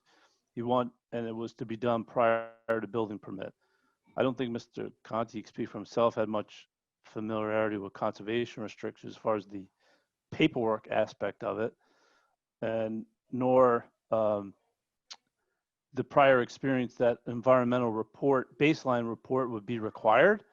So if you couple those things together, I think that's where things got stretched out. So he's looking to be able to just move it from building permit to occupancy permit, and it still has to be in place. I understand what he's trying to do. I just don't understand why our stance has changed. Well, it hasn't yet. Right. At one point in time, it was important to have this done before the project starts. Well, let's ask John, who was the initiator of this. Well, it was important, and we used that date only because normally it takes a good month and a half to get a building permit. And in my years of experience, a conservation restriction is done like simultaneously. But now that this seems to be a different process at the state, and you need more than just 45 days, you perhaps need more time, then that'll give you time to build the house for the 6 months it takes you, and that gives you plenty of time to get the restriction. But the onus is on Mr. Conti, make no mistake, because before he gets an occupancy permit, he has to comply with the special permit before he gets a sign off to get occupancy. So he's required to get that done, and the onus is on him to get it done and go to conservation to get a waiver on that environmental impact study. So what happens when the house is built and Mr. Conti comes back and says, hey, I built the house and now I can't get my permit Can we waive the restriction? That's his risk. But there really is no risk because Natural Heritage has okayed it and the conservation has never done environmental impact studies. So there really is no risk. It's just a time thing. But if there is a risk, the risk would be on the applicant. Didn't we also look at this site map and look at the nearest conservation land at a previous meeting? And it didn't seem like it was actually applicable. Am I remembering it incorrectly? Or it was just touching the edge of the property or something? Well, there's habitat area, which is a conservation interest. It's not in a broader sense. It's not wetland.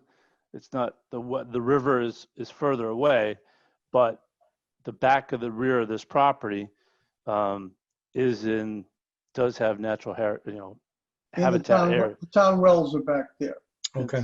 So there's conservation interest in a broader sense, not just resource as you typically would know, recognize them. Well, having heard John's explanation of the timing and the process as he envisioned it and where we stand now, I would be in favor of adjusting this to the occupancy permit rather than the building permit and address this at the next meeting. But let's see if other board members agree with me. John, what do you think? I think that's fine. It lets this gentleman get started building. Chad, what do you think? Mute. Yeah, you're on mute, Chad. I think that's fine. Sorry about that. I think that's fine as well. Okay. Aaron, what do you think? I think we should know why we originally made it and why we're changing it. It doesn't sound like we do, but I'm not going to belabor the point. Okay. Gary? And just try to clarify that because, John, you were the one that originally pushed to get this in place, right? So you're the voice speaking for why we put this in place. Yes. Okay. Like I said, this should have been a streamlined process, but apparently it's not. So just moving the occupancy permit in place of the building permit just gives him 5 more months to get the paperwork done. We actually looked at this. You bought this, Mr. Conti, from Stivaleta? No. You didn't buy this land from Stivaleta? That's a different property. That's the one on 24 Cleveland Street. Right, because he was in there when he was looking at that, and he went through conservation on that particular parcel himself. Which one? The one that you own. On Mural Street? Yes. No, you're thinking about. No, that's incorrect, sir. No? No. Different. Aaron, I can answer. We got this from, her name escapes me, but she was a select woman in the town, and she's lived there for Okay. a very, very long time. I stand corrected. Mrs. Cleary. Mrs. Clary, that correct? Yeah, that's it. Aaron, I can answer your question for you. Super. All right. If Walter had to go back in time, he would have jumped on the CR right away. But he started building 2 other houses. I don't think he was as aware. I don't know if you've done other conservation restrictions, Walter is not. I presume you haven't. So he probably wasn't fully aware of the administration aspect of the whole thing. I get the process part. I totally understand that. Okay. That doesn't change my question. It's up, again, it'll just be up. I guess, Gary, since he will need 4 out of 5. If I can, when Mr. Whittleton asked me to do this, I agreed. I mean, I think if I fought back, I wasn't part of the special permit. One of the items to grant a special permit, I agreed to it. So if I said no, I don't know if Mr. Whittleton would have changed his vote or not, but it's something I agreed to do. Yep. Okay. Aaron, how do you propose to get your question answered? It's probably irrelevant because I'm going to get outvoted anyway, even if I'm against it. So, Well, that may be true, but how would you like to get your question answered? I thought John tried to answer it, but apparently that wasn't adequate. So Why did we put this restriction on the development? What benefit is this restriction providing the town? It protects habitat that's naturally protected for wildlife. Right. So what has changed that doesn't want us to protect natural habitat? Nothing's changed. He's going to do it. What if he builds the project and it impacts the natural habitat and we can't improve it? It improves it by saving the 5 acres in the back. I don't care what he does in the rest of the land. By saving this land, it protects that land as habitat land. That's what's in the zone. So he did get approval for natural heritage to build a single family home. The restriction is really going to encumber that he can't do any more. It's going to remain its natural state, the back of the lot beyond what's cleared. So can we, Rich, can we put a plot plan up so we can talk about, point to what we're talking about here? I think that might help in this situation. Yeah, let me go to.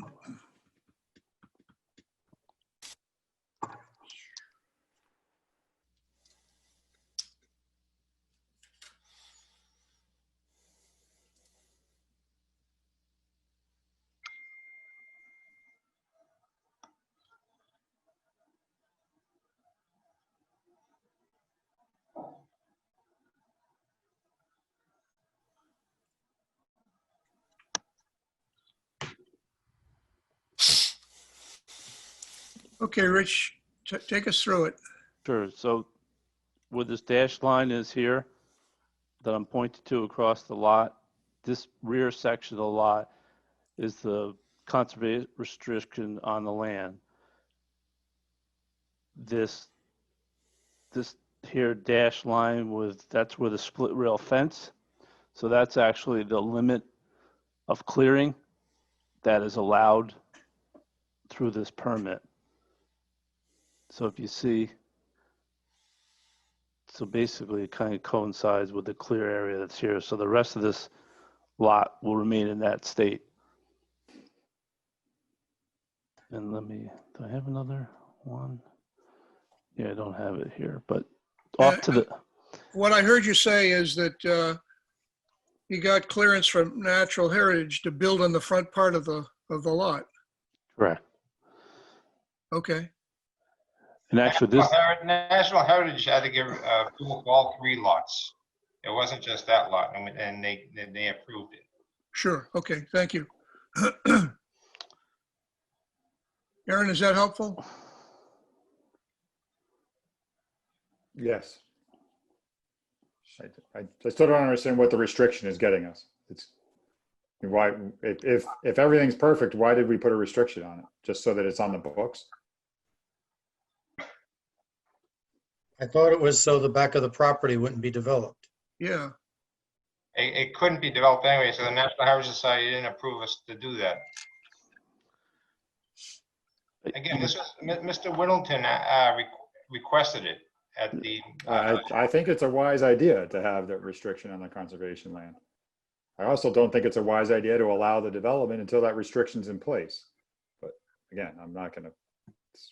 I'm just arguing principle, and I'm not being helpful. So I'll stop talking. Okay, understood. All right, thank you.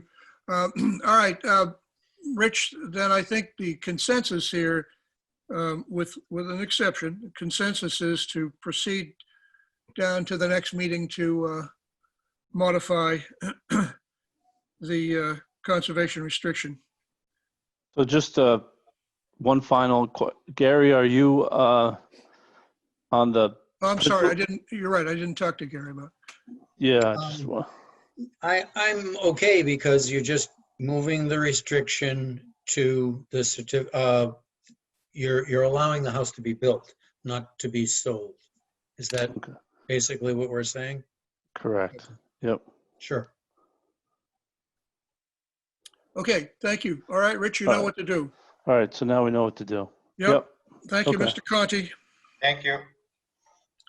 Let's see, next item on the agenda is the need for a new associate planning board member. Does anyone have a name that they might wish to put forward? I wish I did, but I don't. I think last month we talked about Rich reaching out to the people that have volunteered for the B1 committee.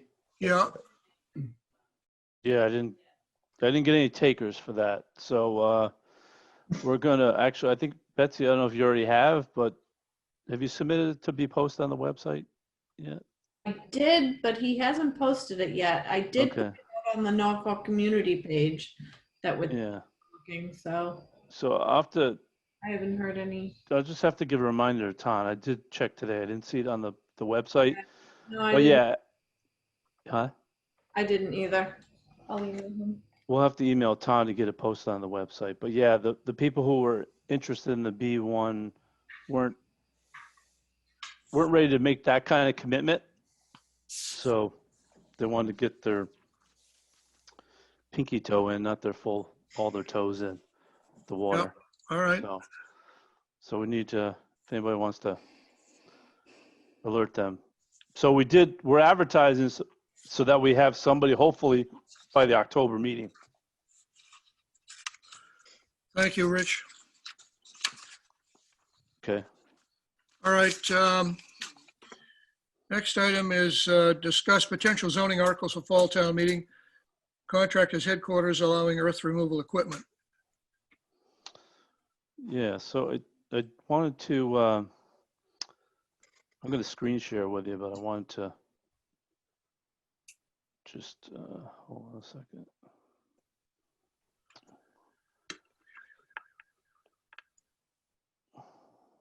Oops. So I really wanted to, I sent this out earlier, and these are some discussion points that as we've got into the whole question of the contractor's headquarters and how it's been applied with different businesses in the town and potentially trying to clarify some pieces of it as it relates to contractor headquarters. So the first one, and by the way, I don't know if this is going to generate a zoning article for the fall town meeting. It's really kind of a discussion, and this maybe doesn't go anywhere for the fall, or maybe it goes for the spring. But it's worth at least looking at a few different pieces of this. So right on the screen that you're looking at on top, that's the existing definition of a contractor's headquarters. Yep. And so when you read down to this second to last line, it says all vehicles or equipment shall be garaged at the site are to be stored inside. So that, as it's written in black and white there, it would lead me to believe that there really shouldn't be any equipment or vehicles outside. At least in terms of how it's defined. But then what we do have in the C1 zoning district are a couple different provisions. So one, I'm just going to scroll down, and this is the definition here, which is outdoor storage. Now, outdoor storage is, and you can read, obviously, you can see how it's defined, outdoor storage. And then I scroll down towards outdoor storage. And so this is what's in the C1 district, what's allowed, not allowed, and it references the planning board. So anything over 1,000 square feet, the planning board entertains the special permit for that. And then you scroll down under, and this is the on-highway first section. And if you see, you have outdoor storage, which is a defined term of more than one commercial vehicle, limited to the rear yard. So as we've kind of dug into this a little bit more, I guess the question, I think it's a reasonable question, is the ZBA looking at not only vehicles, but also other storage items, since if you look at the definition of outdoor storage, it talks about supplies, materials, good products, surplus materials. And so then it led me to think, it seems like we should try to clarify who's doing what and what's allowed. Because I know what's being applied is somebody comes in for more than one commercial vehicle, they go to the ZBA for a special permit. And then if they're an off highway, they go for a special permit for 3 or more vehicles. Now, if you come into this category as contractor's headquarters, I don't know, maybe somebody would argue you can't even have these vehicles outside since they have to be garaged. And you can't have equipment outside. So it kind of doesn't really answer the questions to me. It probably opens up more questions of how to try to work our way through this to come up with some answer. And then the other argument, or the other issue that's come up, which I think everybody's very familiar with, is the fact that, if you're in the earth removal business, you don't fall under the contractor's headquarters, right? Because it excludes that type of business.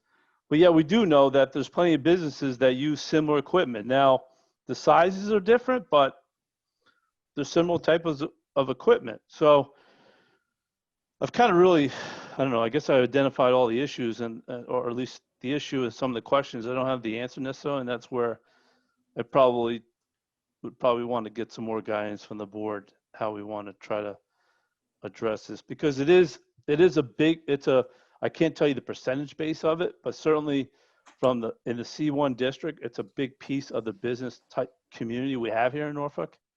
There's people that are, contractors. And I'm not saying they're, in the move of earth removal, but certainly there are contractors that do have business here in town already and do use this type of equipment. And Do a lot of people have equipment outside that are falling into this category? There is equipment there. In the majority of cases, can we say there's commercial vehicles parked outside? And so then I assume they all have special permits.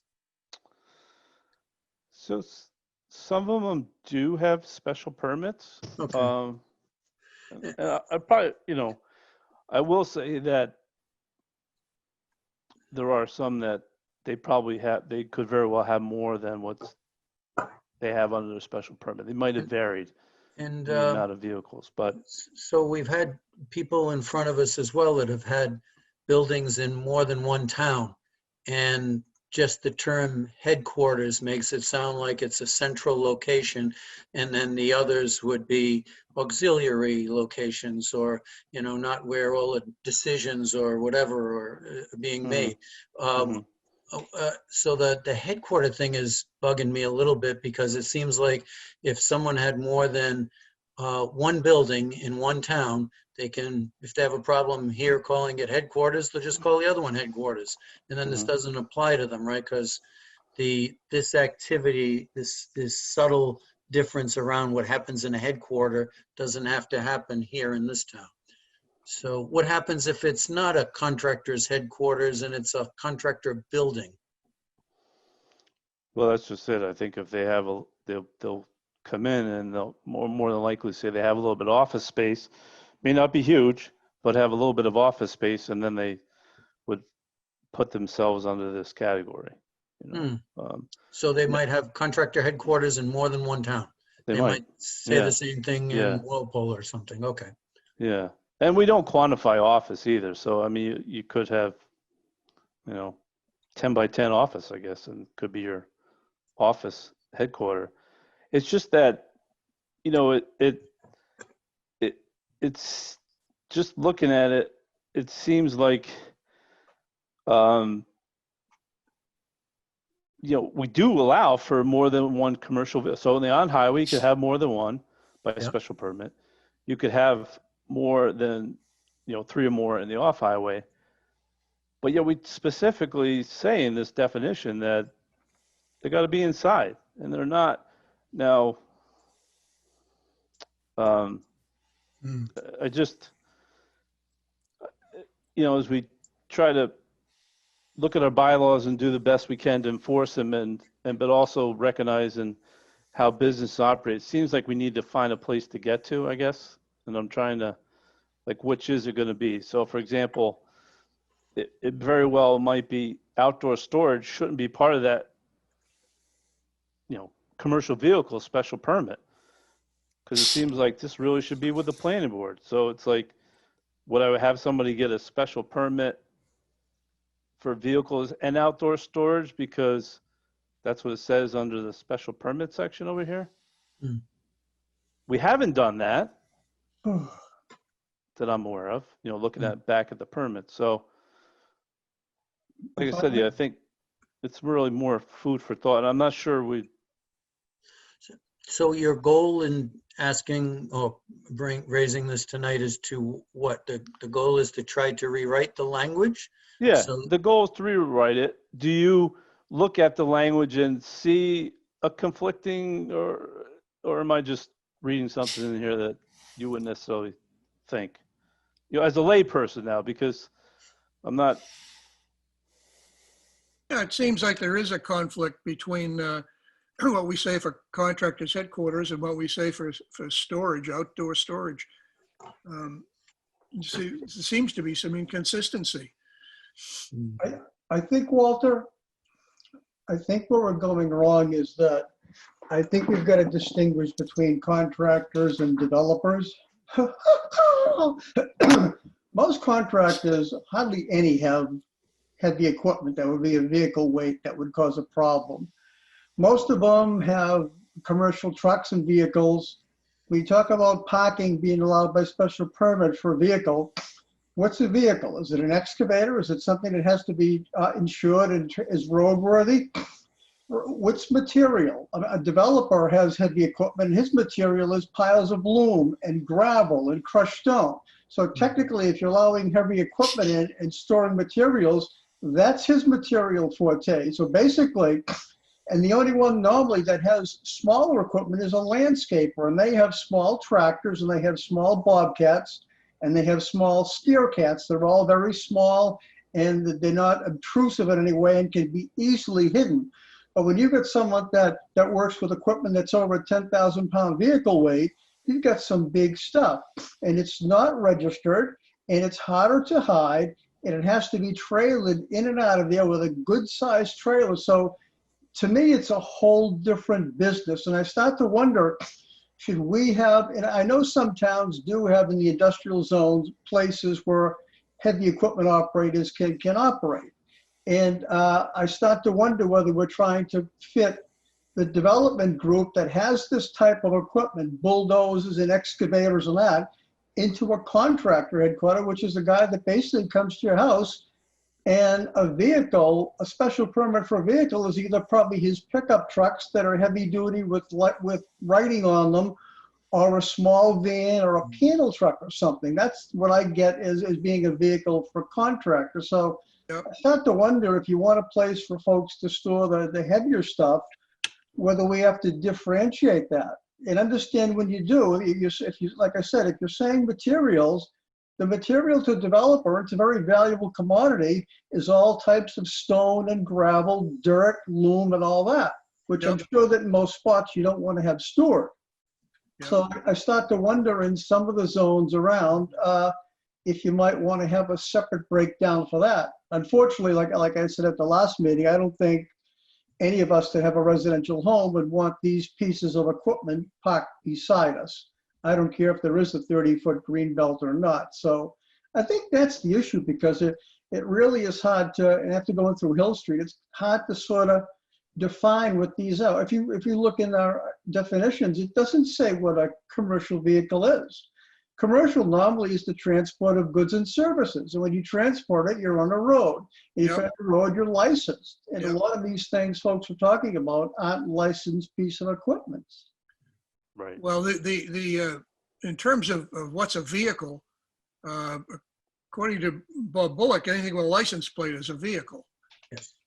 But I understand your Yeah. I understand your point.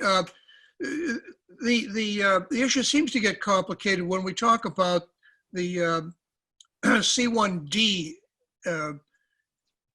quadrant of that C area down there, because we've got residences in it. There is another set of residences over by the police station. Mm-hmm. I forget whether that's A, B, or C, but it's but the other two have no residences in them, as I can tell. And then we get further complicated by on highway versus off highway. Mm-hmm. The problems we've got ourselves into largely are in that C1D area with so many residences there. Just so you understand, in my conversations with Bob, and we had some agreements and some this, he considers a commercial vehicle these pieces of heavy equipment. So for the purpose, and I think Rich can confirm that for the purposes of that filing, he considered, because I said they're not vehicles, they're not insured, they're not roadworthy. Those are heavy pieces, those are earth removing, and that's why it's distinguished. And he seemed to take the opinion that, and you could be right, that those were vehicles as far as the bylaws go. So Okay. you've got this ambiguity in there that's causing an issue. Yeah, I got you. Yeah, yeah. All right, so Rich, how do we proceed here? What's the right thing to do? Well, I feel like maybe I've kind of outlined it and maybe kind of gather some thoughts for the next meeting to try to see how we want to try to move this forward. Because I don't, like John just said, a vehicle, I mean, we don't define it, so the definition is pretty broad. So if it moves, it transports,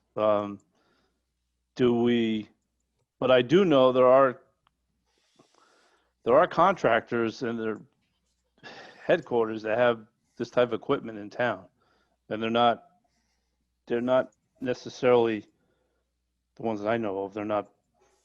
They are under the category of contractors headquarters, but they're not necessarily a plumber. They're not electricians either. They're ones that.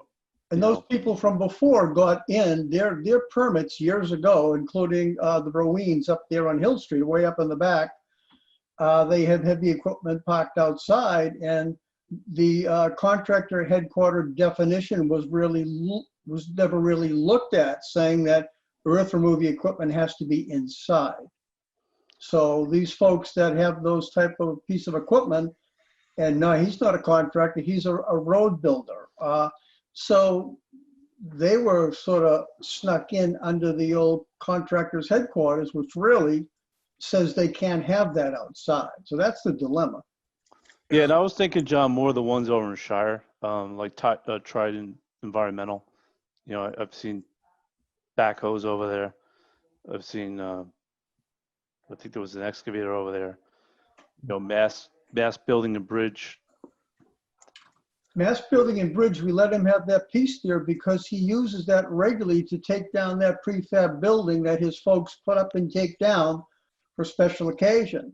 But I think if you're going into the contractor headquarters as compared to developers and you want to use gross vehicle weights, a backhoe, I think, would fall into the contractor's headquarters, because you do have some contractors that have a backhoe. It's relatively small and light.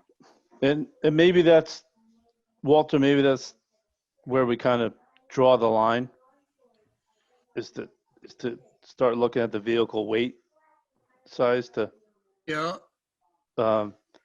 Because John's, obviously he builds homes, so he's more familiar with contractors. But, I've had, when I did have I had a pool put in, they had an excavator, which wasn't huge, but it was an excavator. It wasn't, it certainly wasn't, working on the big dig, but it was an excavator. So maybe the weight might be a way to kind of draw a line to be able to differentiate these.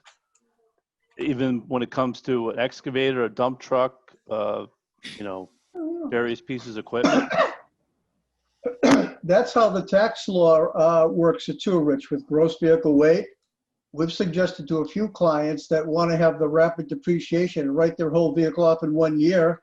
If they get a vehicle like a Range Rover that has an 8,000 pound gross vehicle weight or more, or an Expedition, the government counts that as a truck, and you could write the whole thing off in the first year. So even they use the weight criteria for figuring out what's a vehicle and what's a truck. Okay. The second thing, Walter, would be, I would think we would want to consider, I don't know, this whole outdoor storage with a vehicle, that either, it would seem like it makes sense to separate it, remove it. I mean, I'll give it some more thought, but this kind of misdirects somebody in a way, in some sense, really, because again, we're defining what outdoor storage is, which. Yeah, well, you don't want to completely remove it. That's not what you're saying, is it? Yeah. Well, I'm saying it because you cover it here. Or maybe, well, let me back up. So outdoor storage of fuel, refuse, materials, or equipment, it has to be screened from view by the planning board beyond 1,000 square feet. So I'm just saying we need to kind of clarify it one way or the other. Like, who's doing it? It seems like it should be one or the other. When you say one or the other, you're talking about planning board versus ZBA? Yeah. Yeah, okay, all right. Correct. Not getting rid of it. I'm just saying what, yeah. Just, it should be clear that, to me, it should be clear then that at least it's all the planning board. There's no outdoor storage that's linked to these vehicles. That's a separate matter. Yes. Yeah, and it ought to be a planning board jurisdiction, I agree. With Okay. subject to appeal to the ZBA like any other Right. bylaw. Is that, So the changes that you ultimately will make are, you're not suggesting making changes for different areas of town and having different definitions for contractor headquarters in different districts of the town, are you? no, we might still do that too, though. Or not. I think that gets a little convoluted, that's all. And that's my opinion. I have an issue if you're devaluing someone's property. I have an issue if you're providing rights to one person and not to another, or removing rights from one person and not for everybody that's in the similar category. So if you're going to suddenly make a different definition and apply it to certain people in town that already own property, I guess I take exception to that. I don't know where you're going with this, but so that's why I'm asking you, what's your ultimate goal in bringing this before us? Yeah, so I'm really, my goal is to try to find a place if somebody, well, let me back up. So if we start to regulate by vehicle size, okay, or the gross weight, then at least we have a benchmark to say, you know, what would be associated with a contractor who, you know, maybe it's an electrical contractor that has a backhoe, right? For trenching. I don't, you know, just speaking out loud here. Or a building contractor that has an excavator that he does excavation with, but it's not X gross weight, then the first thing would be, okay, if they do have that, do they have to be garaged inside? Because that's what the present definition says. Or if not, can they be stored outside with a special permit? And if they are stored outside, is there a limit to the number of them? That could be part of it too, as well. Well, to Gary's point, we could keep the current contractor headquarters in the zone that it's in, or zones, knowing that they have to keep heavy equipment inside, and normally they should have nothing bigger than a skid steer or a backhoe that you can keep inside. And maybe we develop another, excuse me, classification for land moving companies and put them at a zone that's not residential and have a whole set of criteria for that. So you're not taking anybody's rights away there, but you're giving people that have this equipment the opportunity to have a place to work out of that would be surrounded by other commercial. So fundamentally too, Gary, so if we, let's say hypothetically, we would change something. If we take away something, they still would have the right to do what they have because they'd be pre-existing. But if they go to expand, then it becomes, expansion of a legal non-conforming use. So it's a different process permitting wise. So they wouldn't totally lose their rights if they're already doing it. Yeah, and I'm saying rights or value to their property. Are you devaluing people by doing this? People that didn't even develop their property, just own a piece of commercial property. And suddenly it isn't as viable to as many potential buyers or developers as it used to be. Yeah. And I can think of places in our town, one just got permitted last year and he's on Pine Street. Yeah, I don't know if the fire department can get to his building because there's so many vehicles on 3 sides of the building. And I've commented to you about it before, but that's his business, right? He's got wall-to-wall buildings on his lot. They're on the grass. They're everywhere. I think you know what I'm talking about. But I do. Yes. Yeah. So in fairness, are you going to apply this across the entire town and start knocking on doors and saying, you know what, that you can't do it that way anymore? That's why I'm asking you, where is this going? You're saying everybody that's already built or everybody that's already permitted is grandfathered in, and we're making a change going forward from this point? Well, we'll definitely be making a change going forward. So the ones, depends how this comes out in the end, whether it takes away some rights for people presently. So I have to, dig through a little bit more each one of them. But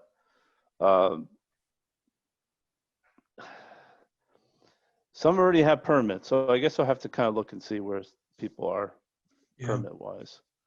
I just know that it's kind of a gray issue in some respects because I drive around and I see equipment in these different properties that qualify as, a layperson could say, hey, they move earth with it. A landscaper might use it for earth, I mean, if you're a landscaper, you move earth. It's part of your job, right? Yeah. So, but you don't use an excavator, use a backhoe. Yeah, you could use a backhoe. You could be using it. Yeah, so there's so many overlap with this equipment, that it's hard to draw a line necessarily to say, to be that clear. I guess that's the issue that I'm struggling with a little bit, because I do. So what's our path forward here? So I think the path forward is one that John suggested. I'll take a look at relative to weight, to mull that around, to distinguish the vehicle size. That would generally, so for example, generally a plumbing contract, electrical contract setter would use X type of equipment. That would be similar to earth removal, but it's smaller scale, and then come up with a newer definition to address those others, but not open to everywhere necessarily. So I guess the only thing I'd add to this, Rich, is, I'm sure we aren't the only town that's had this conversation. There we go. And I'm pretty sure that other towns have probably solved the problem already. So, yes, there must be some references out there. Wellesley did this, Walpole did this, Medfield did this, Dover did this. Yeah. Yeah, I could certainly canvas some others.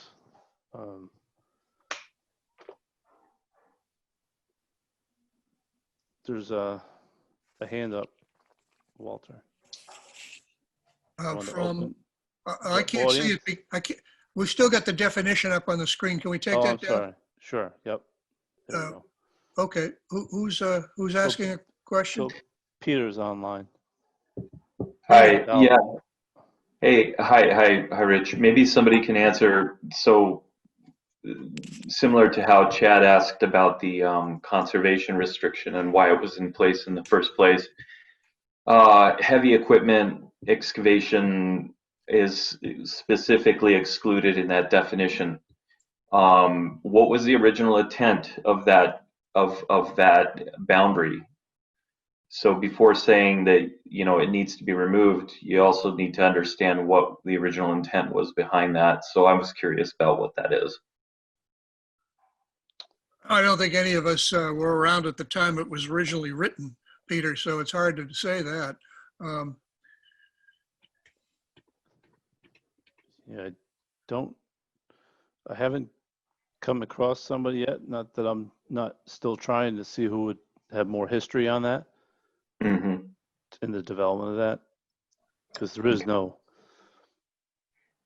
It's probably because of the complexities that you're talking about here with the types and the size and the different types of businesses that they probably just didn't want to have to deal with that.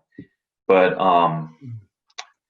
the potential, yeah. So anyway, that was one question I had, and then the other observation I had is that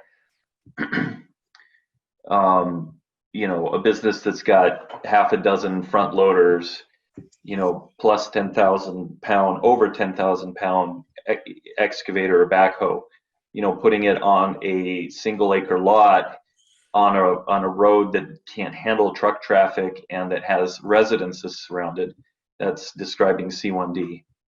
That's very different than that same business being put in an industrial park over on Shire, where there's 4 acres and nothing but heavy equipment and commercial businesses surrounding it. It's two very different scenarios.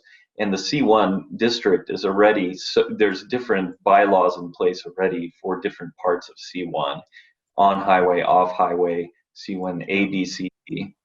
So it makes sense, and I appreciate that there is consideration around the fact that there are districts that couldn't absorb that level of heavy equipment in the neighborhood, whereas there's parts that are specifically tailored and geared towards it, and that makes sense to me.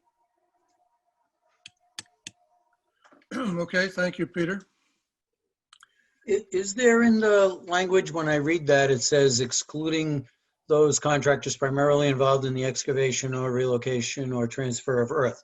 Usually when there's an exclusion, later in the language, it addresses the exclusion. And these are just excerpts from a larger document. Is that exclusion of that type of contractor addressed someplace, or it's just open-ended? As far as I can tell, it's open-ended. Yeah, I think so So too. it's almost like nothing applies to people that move earth. Yeah.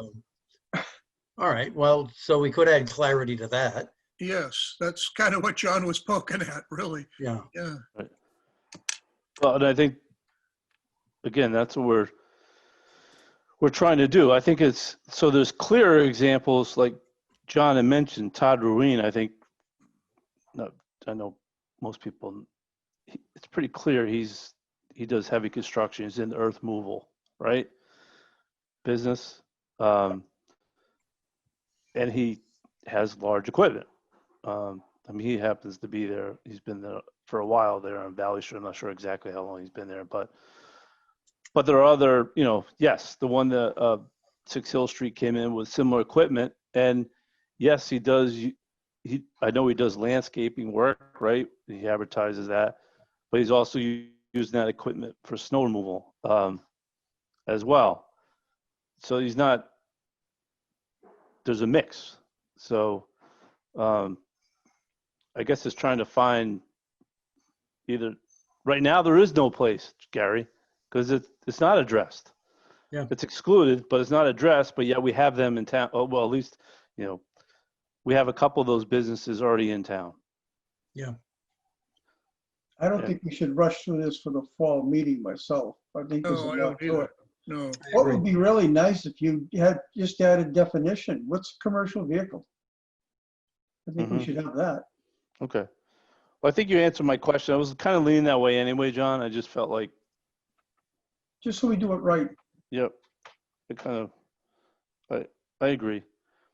Yeah, this will take several more discussions before we're ready to move on this. Okay.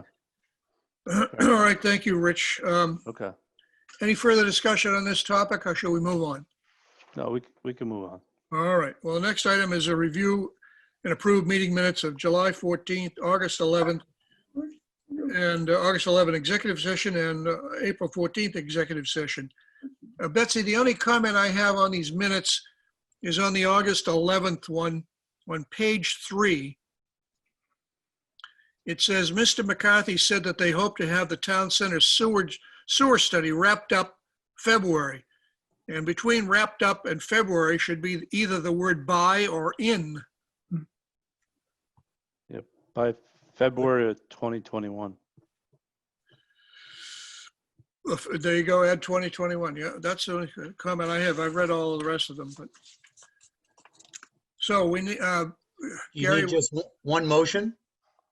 I had reviewed them all and sent comments to Betsy as well. okay. You Do you can't need do one motion or do you need 4 motions? That's all I'm asking. You I can't do understand. one because I can't vote on the 8/11 executive session, so you have to do at least 2. You can't vote on the 8/11, okay. Yeah. So I would make a motion to accept into the record the July 14th Planning Board meeting minutes, the April 14th executive session minutes, and the, was it August 11th executive session minutes, or is that the wrong date for the no, that was the right date for executive session. You can add the planning board meeting, not the executive session. Yeah, the plan. Sorry, right, sorry. I'm going to restate then. I would make a motion to bring into the record the July 14th Planning Board meeting minutes, the August 11th Planning Board meeting minutes, and the April 14th executive session minutes. So moved. As amended tonight. As amended, yes. So moved. Do we have a second? Second. All right. Those in favor, Mr. Weddleton, Aye. Mr. Peck, Aye. Mr. Hunt, All right. Mr. Searle, Aye. and the chair votes aye. All right, now that your second motion, go ahead. I would make a motion to accept into the record the August 11th executive session minutes. Do we have a second? Second. All in favor, Mr. Weddleton, Aye. Mr. Peck, Aye. Mr. Searle, Aye. chair votes aye. And I think Mr. Hunt abstains, is that correct? Correct. Okay. All right, next item on the agenda, town planner updates. Sir, How about I let Aaron go first? okay. B1 Committee Developments, Aaron Hunt. All right. I was going to talk a little while tonight, but in the interest of time, I might shorten this up a little bit. That's okay.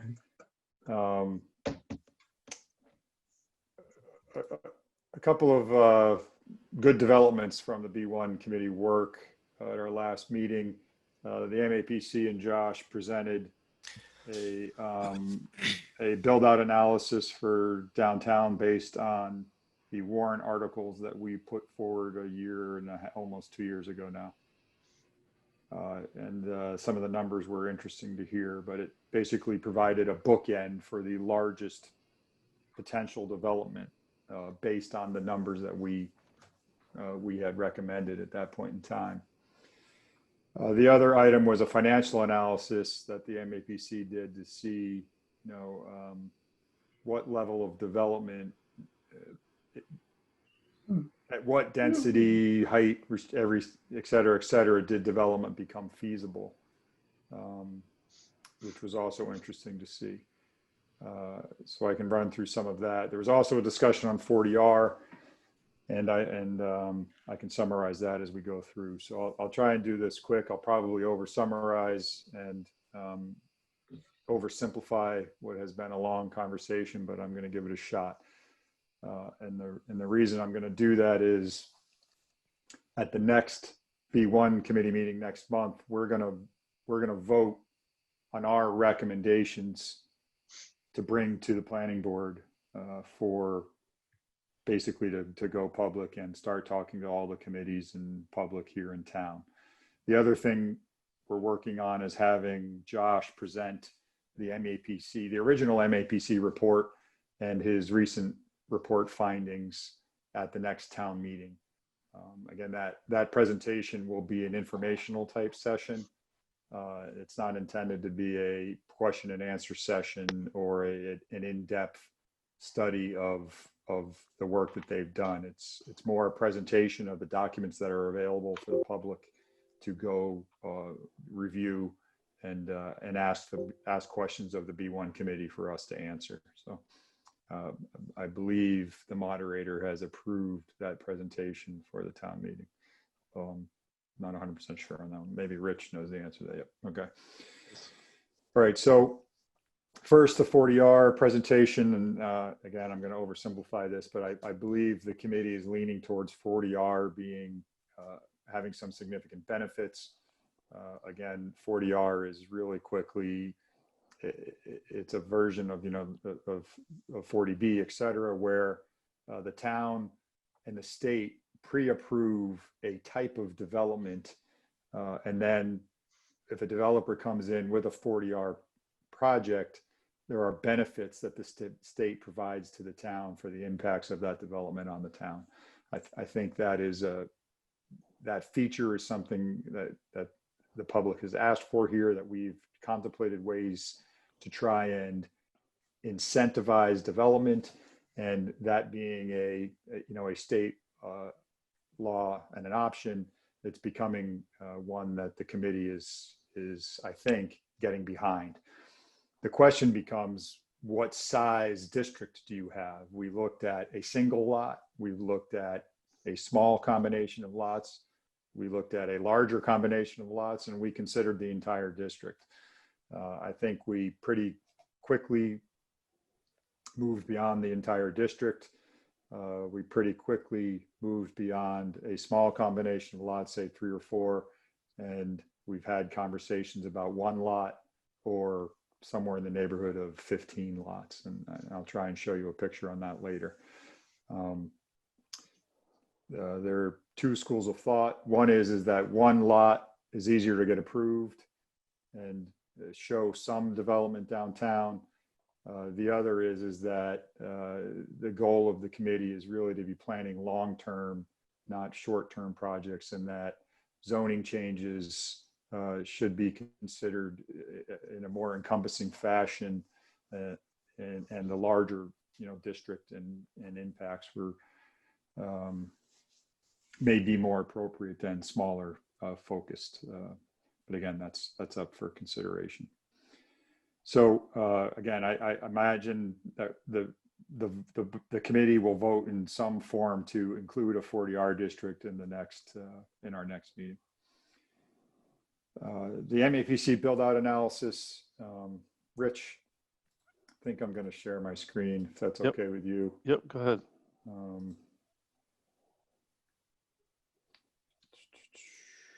I'm gonna move you guys. To make it official, to officially have a 40R district, who has to approve all of that? Is it a town vote or is that selectmen?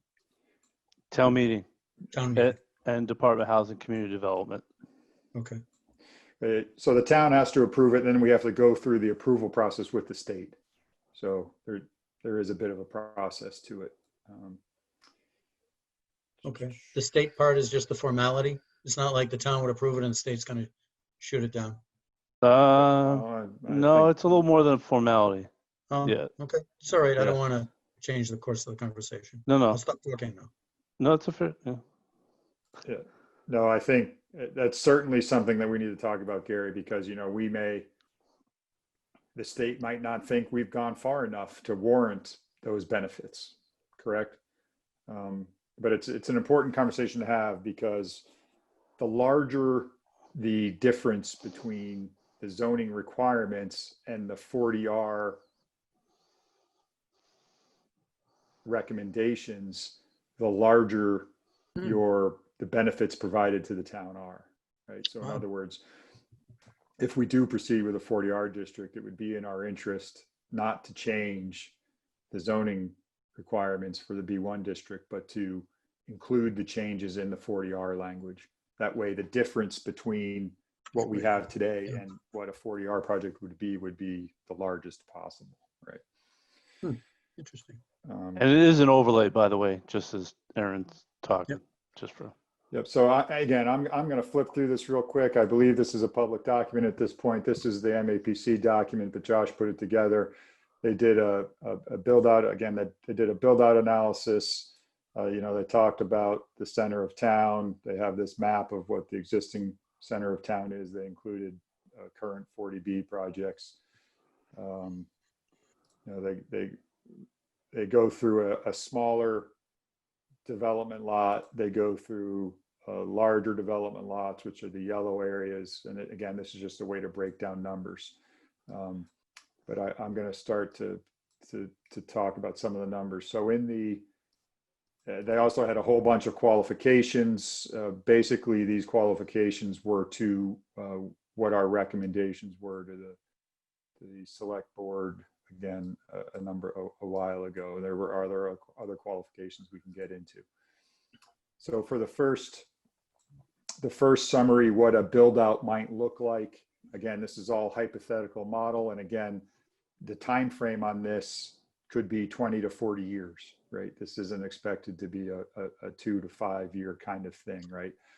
So this is what we called our likely to change lots, which is something they identified in their previous report, and they did a number of build out analysis of this. And basically what you see on these near-term parcels is it's somewhere in the neighborhood of 200 units, residential units, somewhere in the neighborhood of 300 persons, and this is in 13 acres of land. How does it help with affordable? Right, I don't have affordable just for this one, but when we get to the combined, when we get into the longer term parcels, we're talking about adding somewhere between 30 and 90 affordable units. Okay. So if it's, so the minimum for the 40R is 20% affordable. Okay. So it's higher than our inclusionary, but lower than 40B. However, part of the discussion was if it's multifamily, making it 25% as part of the district requirement, which then in turn would make all the units count similar to 40B. So if it's market rate or affordable, we would count all the units. The other important thing to note is that 40R minimum density is 20 units per acre, whereas our recommendations were 16 units per acre. So 40R requirements are actually more dense. These numbers, I should state, are not based on the 40R district. They are based on our recommendations. So these numbers would go up slightly if this was an entire 40R district. And that's something that we asked Josh to take a look at, or we're going to ask Josh to take a look at once we set the 40R district. So again, the one number I haven't got to in this yet is in that 13 acres, there would be 77,000 square feet of commercial space based on our 80% designation. Wow. Which is a big number. Yeah. So then we get into the longer term parcels, again, which are the parcels in yellow with their buildings on it today. They did again, a study of what those buildings might turn into. And these numbers are in addition to the ones I just gave you. So the longer term parcels would produce an additional 495 residential units, an additional 620 people, and take up about 30 acres of land. They would also provide an additional 146,000 square feet of commercial space. So that combined gives you something in the neighborhood of 615 units, 920 people, and 43 acres with 220,000 square feet of commercial space. This is a good time to remind everyone that one of our goals here was a plan for future growth, not only for an active, involved town center, but for the future population of Norfolk. We've seen a 20% population growth in the last 10 to 20 years, and we are forecasted to see a 20% population growth in the next 10 to 20 years. So a 20% population growth at this point would be somewhere between 2,000 and 2,400 people. So is this a permanent change? I know you're talking that it might take 20 to 40 years to build it out, but once you make the agreement with the state, you can't say 5 years later, oh, we don't have to worry about 40B anymore. We don't want to do this anymore. Once you make this change, does it stay in place? So Go ahead, Rich. So you can repeal it, but you have to go back through the same process for approval. So you'd have to go to town meeting, you'd have to go back to DHCD to remove it. Okay. Our intent would be to leave it in place. Correct. Okay. So, well, again, these numbers are the sort of the maximum build out based on our scenarios, right? Yep. So, Josh actually did a good job of saying that based on all of our different lot sizes, a lot of our different warrant items became the driver. So on some sites, it was the height. In some sites, it was the square footage. In some sites, it was the maximum density. Yep. So by that token, the warrant items were actually well thought out and varied for the different lot sizes available in our B1 district. So that was encouraging to hear. And take into mind, I know it's not as important, Aaron, he talks about this, but anyway, this is presuming on sewer, by the way, this build out. Oh, okay. Yeah. All right. Just bear that in mind as you go through this, as you listen to his presentation. Yes, because currently the sewer study is taking into consideration the entire B1 district, right? Right. Again, part of this is limiting that district, so we're limiting our sewer capacity. Although I don't think the sewer capacity was a driving factor in much of this, but anyway. No, but just, yeah. It is a good clarification. So I do want to finish my population little spiel, that if we do add somewhere between 2,000 and 2,400 people in town, where do we add them?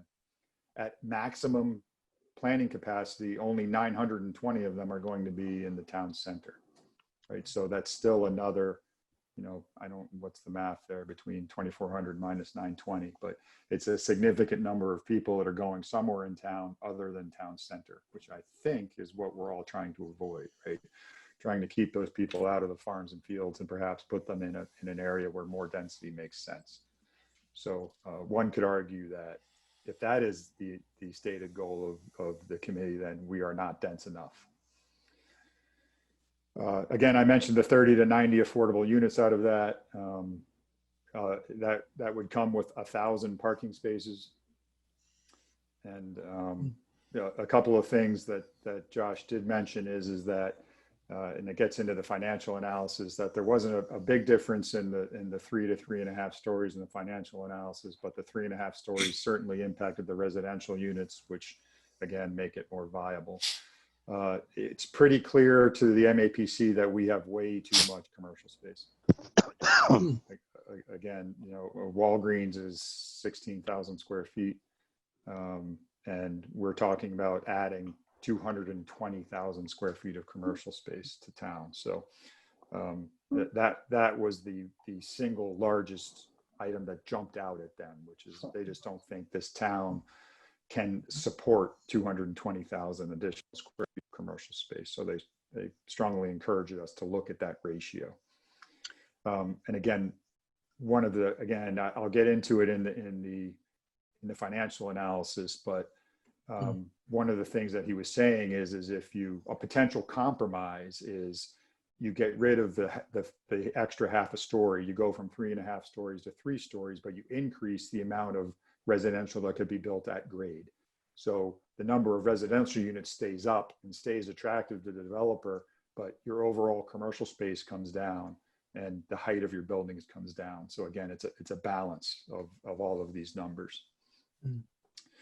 All right, there were some continued comments on the fact that we do have special permit language in our warrants that basically say that the planning board has the ability through special permit approval to change all of these numbers. So when I stated, as I have earlier in this meeting, that the maximum potential build out was 615 units and again an approximate number of 920 people, it was stated that the planning board is a higher density and we could end up with more units and more people. So there are some folks that do not believe we should have special permit language inside the warrant items. All right, this gets me on to the financial analysis, and I'm going to skip a few slides and jump to the conclusions here, but Josh they did a study of the various warrant items, potential changes to them, basically to see the minus means it's not viable, the plus means it is viable. So basically you need to get into a 3-story height in order for development to be viable. And, you know, there's a whole bunch of different densities that they looked at. But the takeaway from this is that height is a driving factor for the number of residential units. So an increased height is beneficial to development. The lowering the parking requirements is not recommended because it decreases the area of available land on too many of the lots in town. So MEPC has gone from willing to not continue the conversation about 1.5 to 1 to supporting the conversation to change from 1.5 to 1 parking spaces. The other thing they've noted is that 16 units per acre is probably too low, and we should consider a higher density. And certainly, if we get into 40R conversations, it will be a number of 20.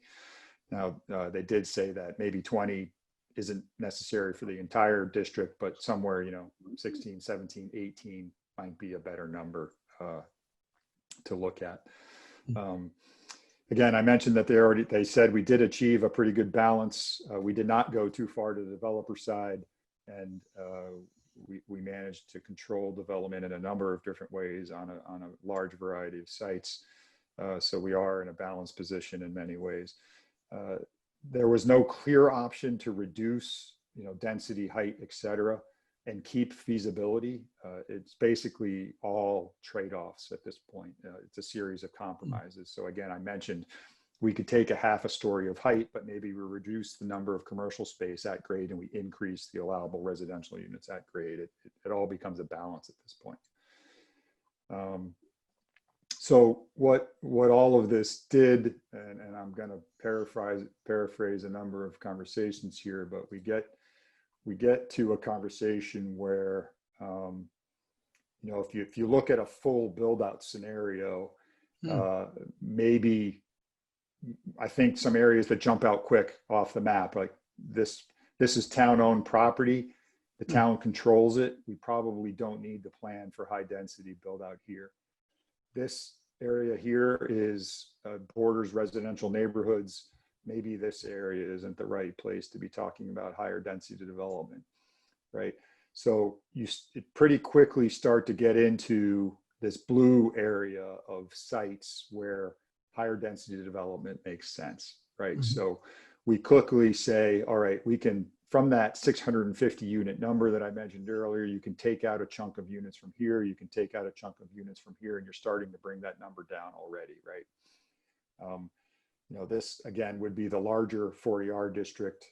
The single lot, or it's actually 3 lots, maybe 4 lots that we're talking about would be these 4 lots in here if we were to go with the smaller 40R district.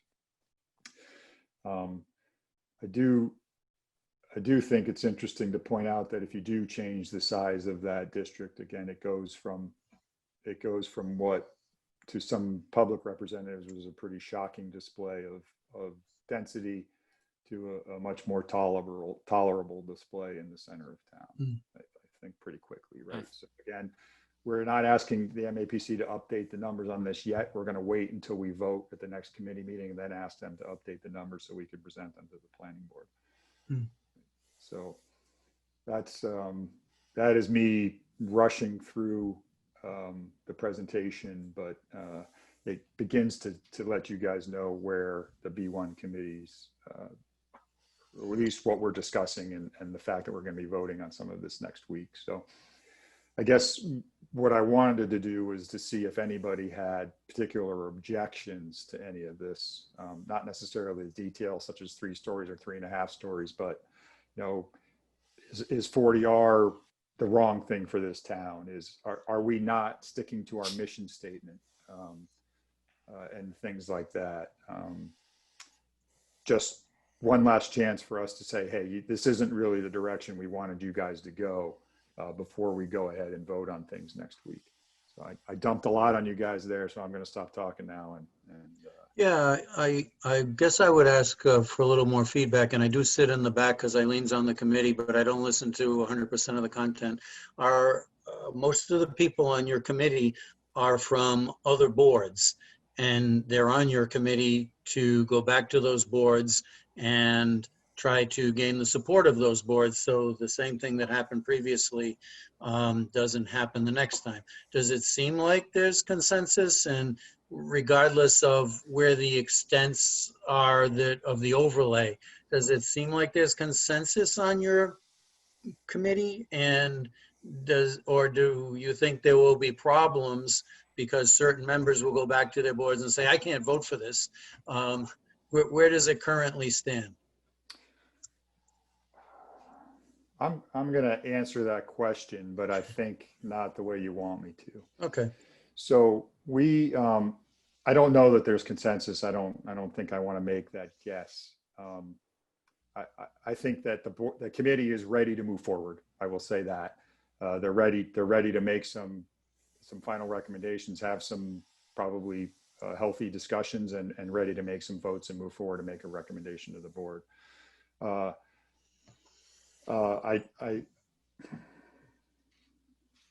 forgot what I was going to say.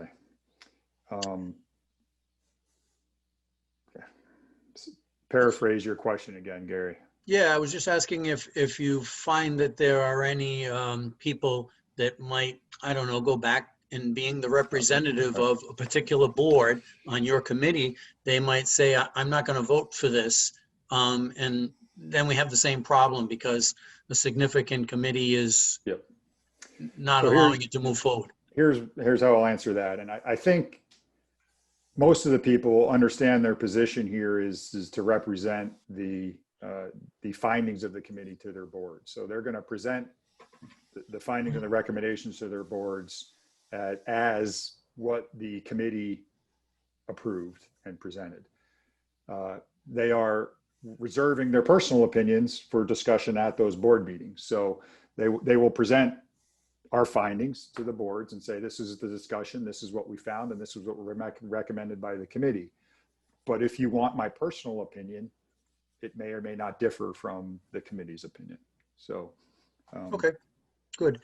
I think it's a much greater step from where we were to 40B, and all of our efforts previously on this board were to try and get us somewhere in the middle and create something that's more attractive to developers to dissuade them from selecting a 40B option.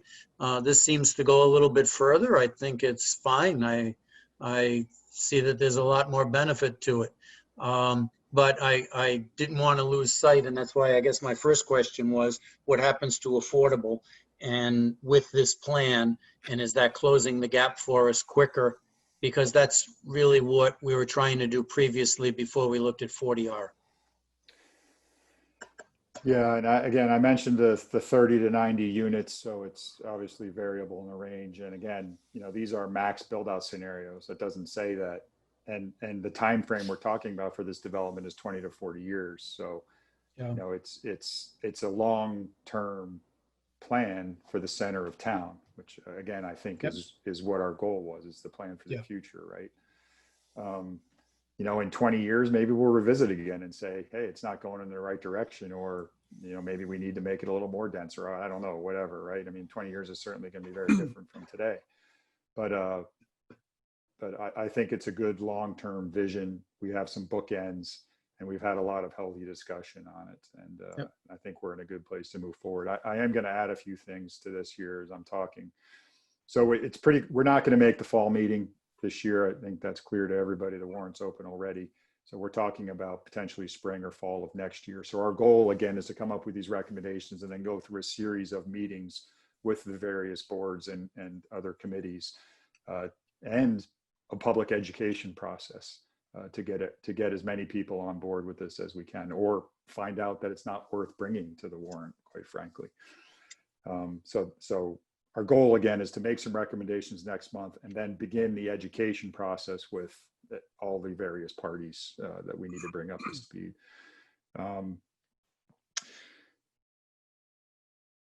I will also add that there were some comments that, you know, it took us way too long to get to what may not be the rosiest picture for downtown from many people's point of view.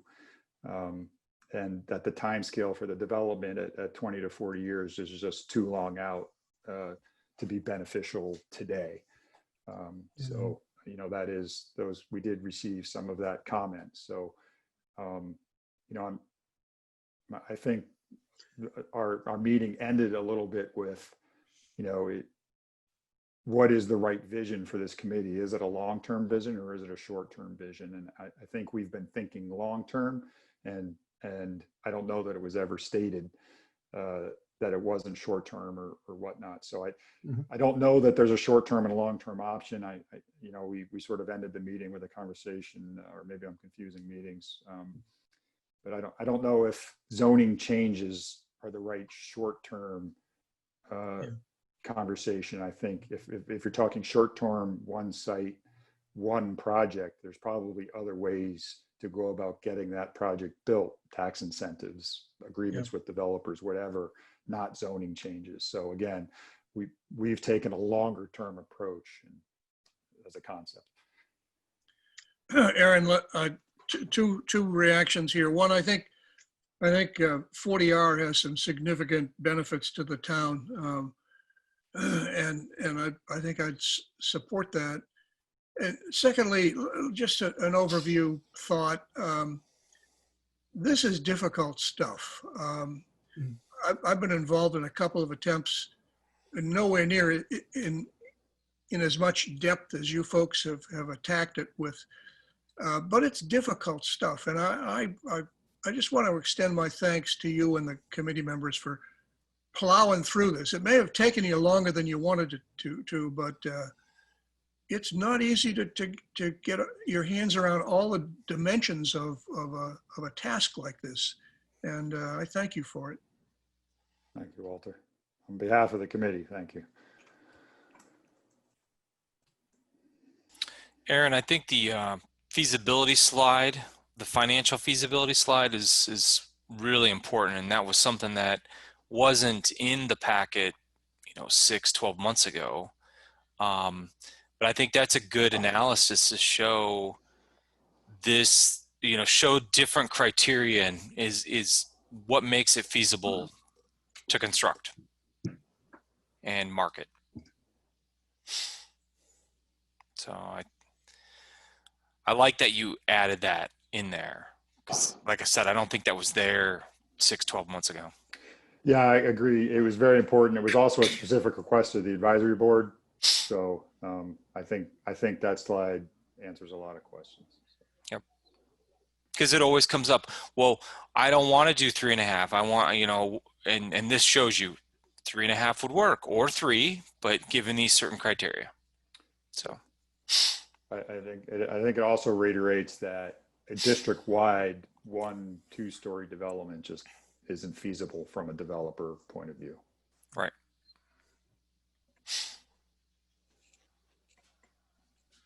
So were you saying there would be no special permits, but then I thought you needed to say that you might have special permits to compromise the commercial on the first floor? No, there have been some comments and conversations about whether that qualification for special permit allowances is the right thing to do or not, or do we need to be more specific? Okay. And again, I think, my response, and I believe the MAPC's response has been, planning and long-term planning isn't a specific thing. There needs to be some flexibility, and a developer may come in with a fantastic project that doesn't fit 3 or 3.5 stories. Maybe it's 4 stories, but it's so good for the town, it would be a shame not to have an option to at least consider it. Yep. I'm still behind the special permit approval, although I'm on the planning board, so perhaps that's self-serving. I think the MAPC is. It'll be interesting to see where the conversation goes on that. What would the ideal be if everything went through? And I know the schedule's changed a number of times. When would people be able to build to 40R with state approval, 2 years? A year? I'm going to defer to Rich on that one. I have no idea what the timeline is like for the state to approve a 40R district. So so the town decides to go forward with the 40R district, we'll be doing an application to them somewhat simultaneous. It'll be somewhat simultaneous to development of the 40R district. Okay. So that way, as we're developing the district, we're getting their feedback. So that way, when we're ready to go to town meeting, we know that at least if it gets voted on at town meeting, we'll get state approval. So they're going to happen simultaneously. The timing part is going to be town meeting. So like Aaron said, I mean, we might, the fastest would be the spring.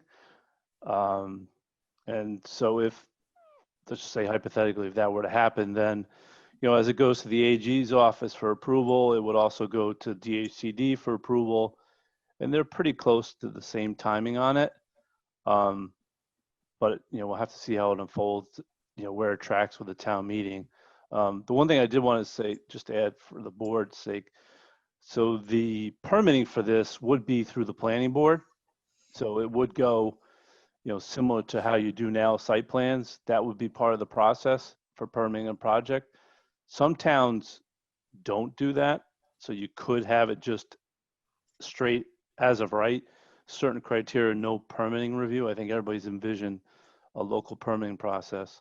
And second piece to it, which is the good piece of what we've done with the B1 committee, is the development of those design guidelines that have been worked on, then become regulations as part of the 40R district that go together before town meeting.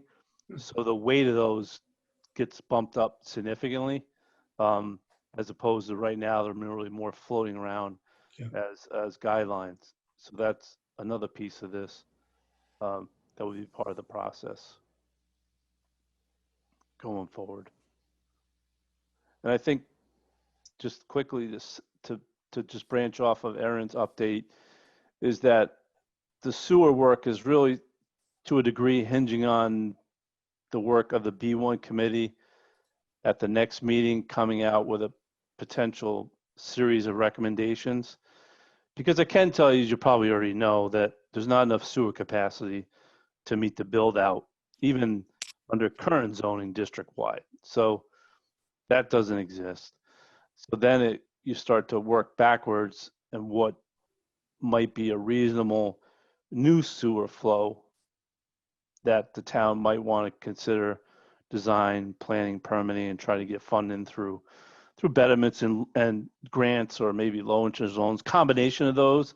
But so they're waiting on that work to then put together a feasibility for the town from there. They want to design a sewer system that the town has they have no interest in trying to go forward on. So we're really, the two things have synced up well now. They didn't originally, but now they have caught up. So now their work can feed off of this. So that way when, the committee comes to the planning board, you discuss a little bit more, then we can then go back to the engineers and say, okay, this is what we need to start working towards, looking at from a sewer standpoint.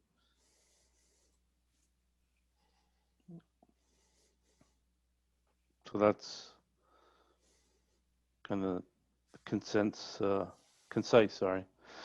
update for both. And thank you, Aaron. That was. All right. Thank you, Aaron. Thank you, Rich. Anything else you want to add here, Rich, to housing choice code? That's the sewer study, right? That's the sewer study. Yes. Yeah, okay.